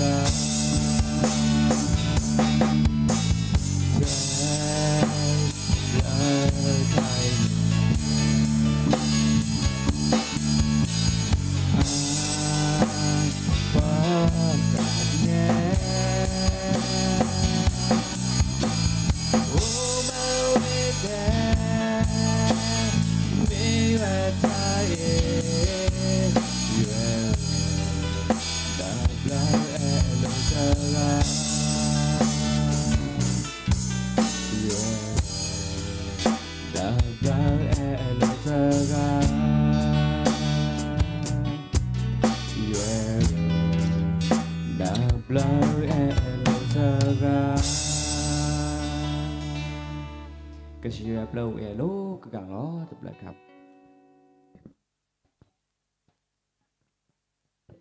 เดี๋ยวจืดทีเด้อเนาะดูดมาเนาะชิบดูบาเกจันเครือนนะขอบคุณอาจารย์เครือนนะครับที่มามอบบทเพลงให้กับเรา2เพลงนะครับต่อไปแล้วแม่ยาพัตติวด้วยกันเนี่ยแกมาตาซาวิเนี่ยเมียจ้ะไปจอหน้าเนี่ยแค่ดาวิแค่ละเนาะวีลอคีดอโอ้ดิตกาดีเนาะแค่ข้อพัตติกันมาไปจอกันไม่วีกูดอตกาดเนาะแต่เจอต่อแค่เนาะ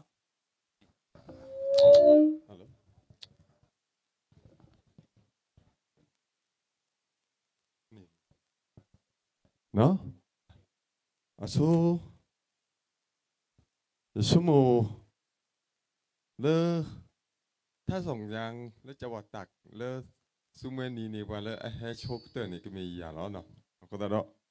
มันนะนี่ไปบ้านที่กุผ้าไปหิพก็พอดอกยกเว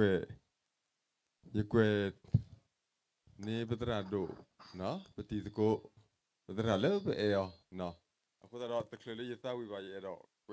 ทีตัดสินนอร์คาเนาะตราดูเลยพอเอาไว้ปฏิกิริยามูดาเนาะก็ตราดอยังก็พาโซลีดคาเลยยังเกวทุกตอนเนาะแต่ตาวีดอกแค่ยังก็ตาวีที่ยืนนี่เนาะตราดูเลยพอปฏิมูดาปว่าอากาผู้บาดานับไปยะเนาะสถิกิเยดาเลนะสะทอเลปอุปุลติบิธาเลิกคิกทัวเยนี่ปี2005เนี่ยเนาะภาษาทอที่โลดะปอุปุตโกเนาะเราที่โลยกเนาะเมอมาเวเนาะเมอมานอเวดิอาติกว่าเลบุคุนดาสะทอเลนี่ฮิโลตะเคอียตินอกิเยดานาตมิตามามุยตาสถิกิเยดาดินามาตยุยตาโดมามูดาลนพีนมาเนาะตมิมูดาลอัสกานปวากลุโลบานาเลปทิโกตามาตากษะ ก็มีอยู่ว่าคือเธอท่อหนากว่าเลนให้หลอนตาคือถือกระพาดีเลยอยู่ว่าบาซาอยู่ที่ตาเกดีบัวดีนาว่าอากามุลาดีนามินปาเตเนดาลียามูดาเลนมาตะพะตลอดซอดอกกะลือมั่งไหมเนาะอัตตาพิตามาปานี่เขาอย่างนี้นทุตตรดอสหประชาที่กูก็กาดันนี่ป่ะดีต่อตัวหรอเนาะเหมือนกันเขาอย่างนี้เนาะแค่อีตากระสอบหูทอดผาเมนกอลอติลียตาดีอีสุขีสุลานายาอุบับปลอตาเนาะสุเป็นปะคือเลยยัวมาเสพว่ายัวที่ตาเรนนี่ดีกว่าป้ายัวเยสิบลูนะตุเลปโอเคดอนาเนาะยมีตราดูเลพออัตโกตกาเลตสิกีนี่ปุกุนี่ประมาณตะโกเนาะปะอุปเตตะโกตาเลปุกวากลือก็ดอกที่เราตาบลอนหรอเลตกาเลประมูปดาตาพิตาไมเลบ้าไม่ตองเนี่ยเนาะปีใหม่กะเลียรถเนี่ยเพื่อนเนี่ยปเตตะโกปาตาดอกที่เราตาบ้าแค่อีนี้เชื่อกิเซเยอะให้เชื่อกิเซว่าเกี่ยฮิปโปคาโฟแล้วอุลอเตที่พระแล้วตาตาวิทยุนี่เนาะเนาะมันนากรณีเยอะฮิปโปคาโฟครอบครัวประบาทุกฝ่ายเลยเอาไว้เพลย์ยกเวทตาตาวิอาคารนี่เด้อยาสิเนาะปัตราโดเนาะดอตากสอฮีฮูทอซาลอเวเนาะโคตาดอดอเซกิสวากิดอปวดาเลโอเคคาสุญาเนาะปวาเลกิฮิทอพอทอมูดาดีปัตราโดมาเวตพาติพาเนเนาะโคตาดอตุเมตุลนเนาะที่เซกอเซลซุมเวนีเนี่ยเนาะตุกอเลซุมเวนีตุเฮติโลดาเดียเซเนาะบามเลภาษาทอติญาลตาเดสระโดนี่ติชิคินี่อโคดาดอกแค่นี้ยกตาวิตาตาวิติยูตาตาวิเลยยกตาวิตเพลนี่แต่ละปะตาโอมูนี่ลอกาดีตากะสุยโฟนี่หรอเนาะ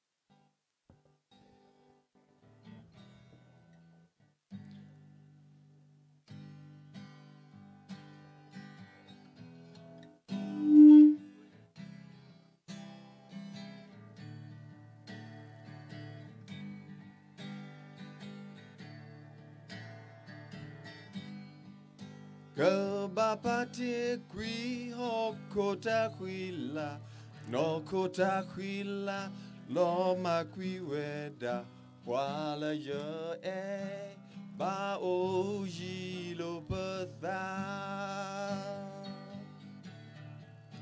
va thamutale mera te sopo dita kathwipo o plalamuko Teta kepo de sopo hamakwi ke bapate kui hokota huila no kota huila lo makwi weda wale pye ba o yi lo patha Pathamutale made at a sopo, Litakathuipo, O Plalamuko, Tetakapo, the sopo hamakwi. Lepane, mumu, Dithako, Thabo, me oyi. La hoko mutani tilo thalamuko Gabapate qui hoko tahuila no kota huila lo makwi weda qua lời giờ e ba ô yi lô bơ tha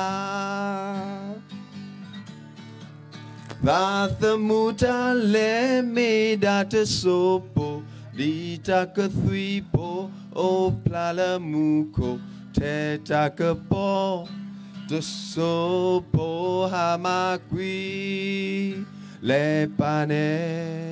mư mư đi ta cô ta bồ mê ô yi la ho cô mư tần ni ti lo tha la mu ko le pa ne mư mư đi ta cô ta bo mê ô yi la ho ko mư tần ni ti lo tha la mu ko mư tần ni ti lo ta la mu ko đọc lớn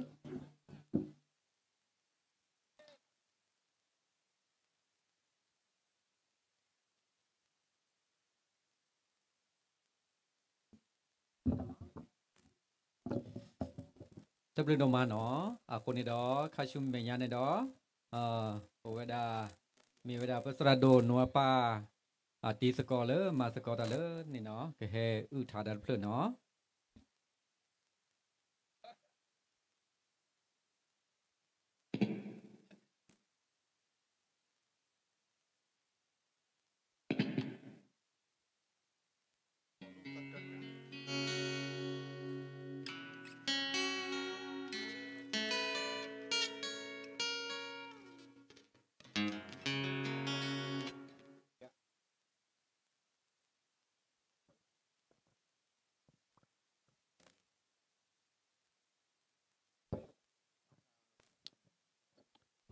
hả lẽ cái nó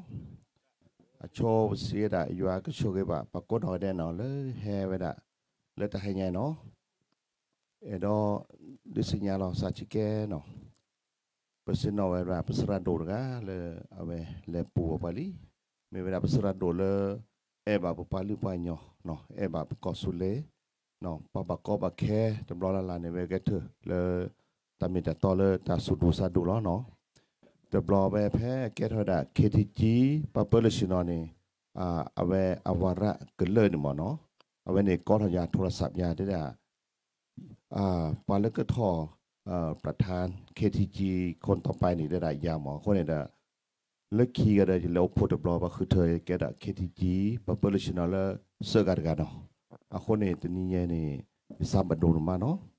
แพ้เลยยินเลยแล้วสูงพายกแม่สุรินเนี่ยจะเกตหอตัวพี่กุญยวมเนาะนึ่งตอนนี้ปัดโทรศัพท์มาได้ด่านึ่งนักหุ่นก็สอบมีเมียได้ด่าแต่ที่เสียนะเนาะเมียนตอนนี้เว็บแต่เวลาเลยพิสระดูตัวลูบ้าเนาะจะซับปรึกดูมาหรอซัดชาดูมาแล้วเนาะเราจะเกตตื้อเลยกี่แม่ซ้อนนัดเลยอยู่มีที่นี่วะเนาะคนนี้จะเกตตื้อเลยกี่แม่เนี่ยจะได้นี่เกหีดีบ้าเนาะจะแห่ด่าเลยอมก่อยที่นี่แย่หมอคนนี้เด้อ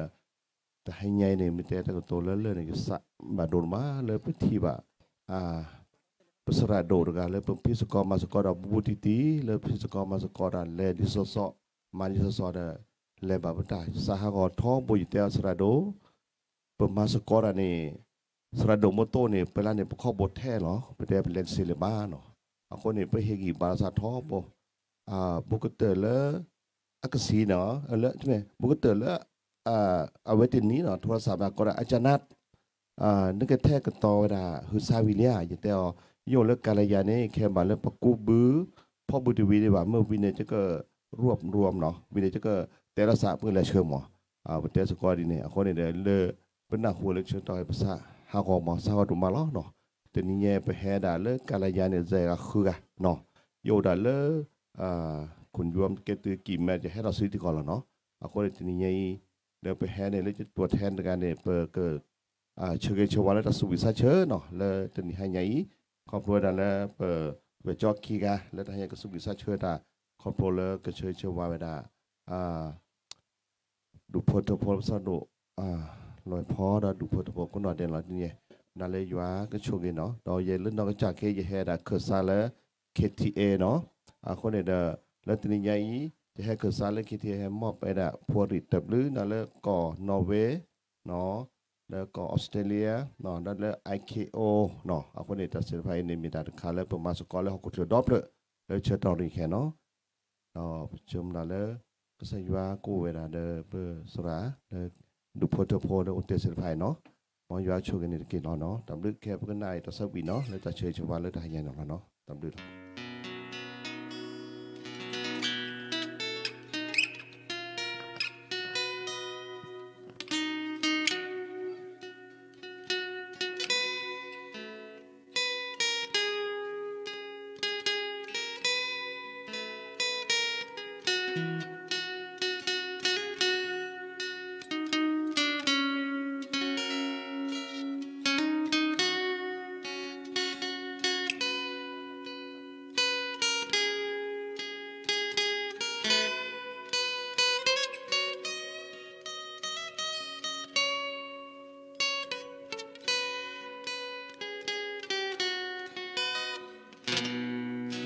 chờ ghé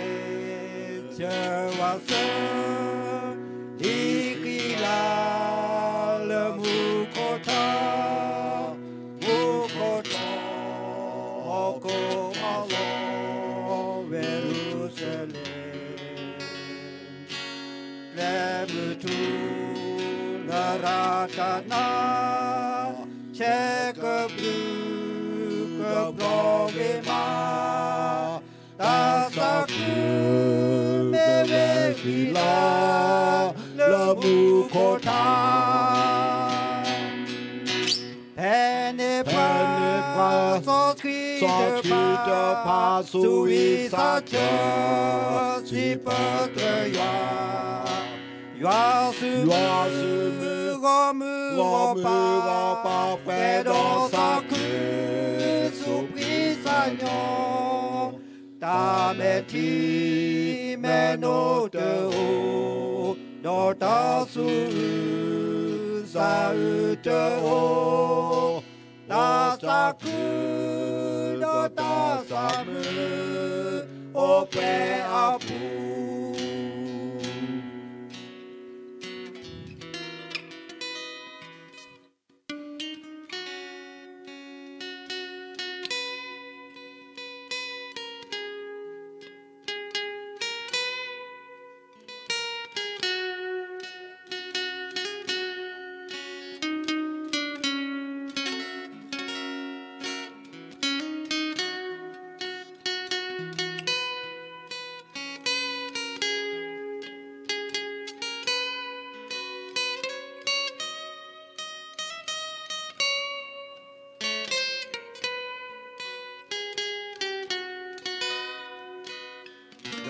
chờ ghé giờ vào sớm ý khi là mù cô ta cô alo về Jerusalem le mù tu la ra ta na che cơ pro về ma ta sa mu me ve la le mu ko ta pene pa so chi te pa su vi sa che si patre ya su mu go pa pe do sa ku su pri sa nyo ta me ti me no de o do ta su sa te o ta sa ku do ta sa me o pe a pu pene pa so tri te pa su vi sa cha si patre ya su mu pa pe do sa ku so pri sa nyo ตาเมทีเมโนเดโอโนตาสุสาเจโอดาสักุโดตาสาเมโอเปอาปูดาสักุโดตาสาเมโอเปอาปู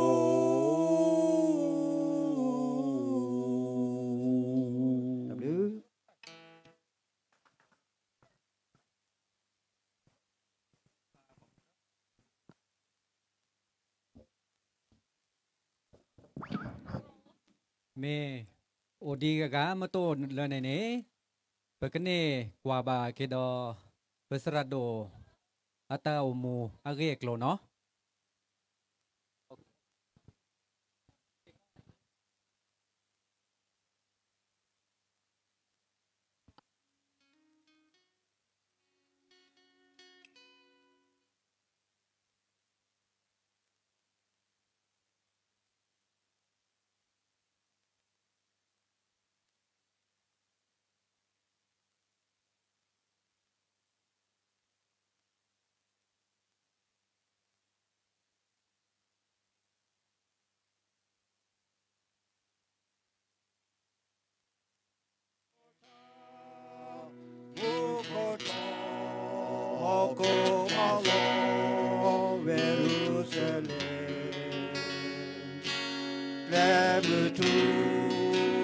Ratana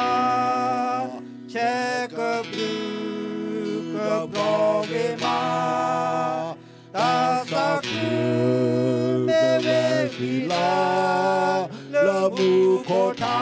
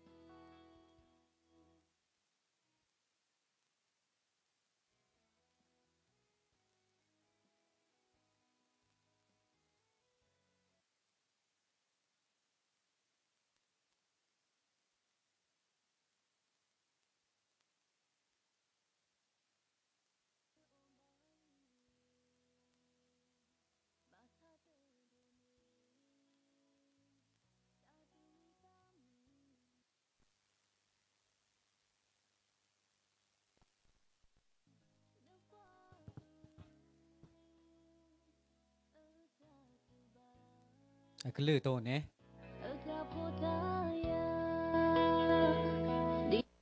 โอเคมาแล้วขอทีเดวอดเนาะพวกว่าบาคาดอตระดุดอกก็สายว่าคู่เธอตระดุดวิพาแล้วก็ดูสุดเธอคิดที่ดีอัตตาตัวหอก็สายว่าเธอตระดุดวิพาแล้วก็มาคู่มาพบกัน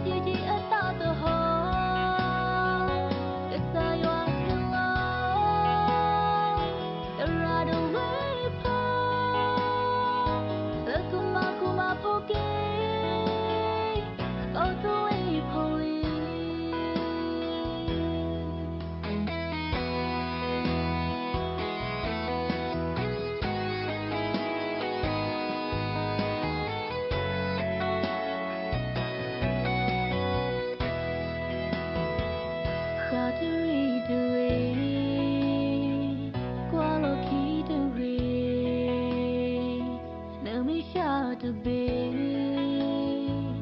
love go to me no me party queen no go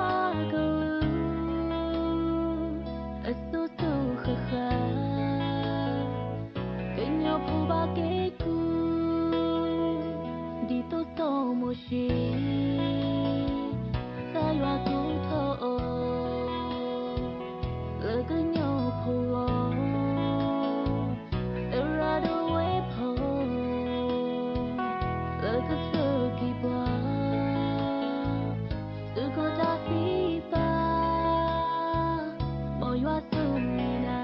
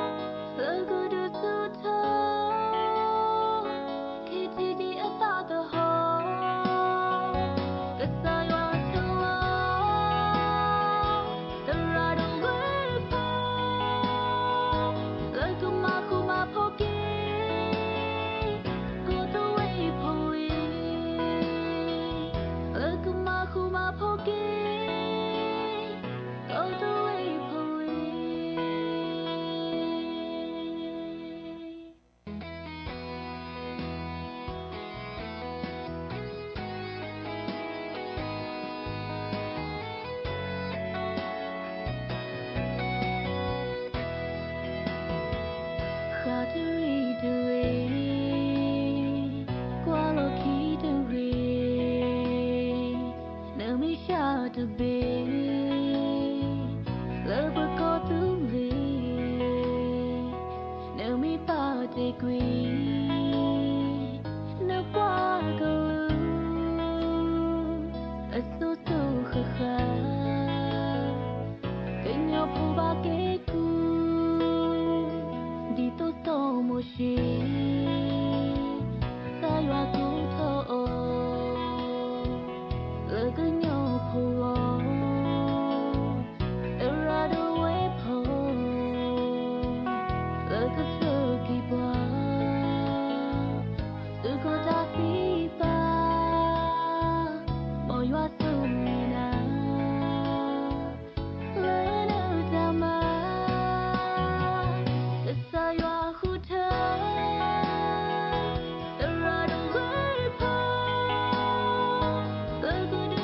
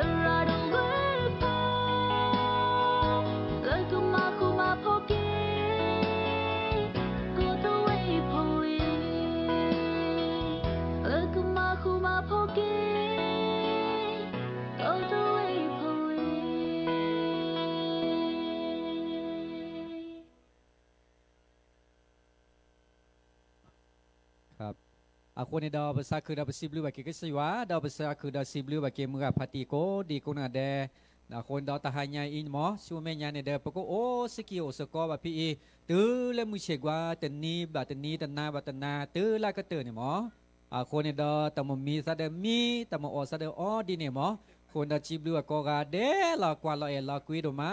คนดาชุญญาปาเปิดเคบาถือผ่าปลาตาบาคอโปรเลอร์เต่าโพสราเลอร์จัดนิรันเนาะก็เคบาผ่าบาถือผ่าเลอร์ก็เตอ สลอกวันทัดนะผู้วินี้ก็เชื่อชุกิเปปอมกาก็พกวิกุแกก็ลมงานเลยก็โยแบบแบบผู้ดีเพกชิวเอเพกสเกชุกิเปก็พกวิเลยก็โยมโอเปสกูพิดูโมโอดีที่เอ็ดกุยมุ้ยที่ขายจะแบเพสเกก็จะประจับผมเนี่ยชุกิเปผู้วิกุแกพี่ไทยโอเปโอเซลูเดดอถ้าโอเปโอเซลูล่าเขมาเกสกุโอเปกาดิยาชุกิเปปอแบบพลุมิสุมในงานเกยกุกตัวแบบผู้ดีเพกชิวลอชาติคนนี้ก็มองลังกตัวมาเกมาเกชิวเกษกตังก็จะแบบกันแน่รู้ผู้แควกเชื่อเยซูคริสต์มินะล้ออาเมนดับลิโดมาลาซิกวาดาวิดีโอนี่ล้อเดี๋ยวจะแชร์สิกวาดาวิดีโออีดิตัวดอปัวละเอบากุยบาเวดาตระดูเลยพอที่ทุกพากระชิบาเวลก่อนนี่ล้อดีนี่ตัวฮิสิกวาตัมซากวละคอมเมนต์และ subscribe สิกวาดาละ Global Ganyo News Channel พอไลด์กี้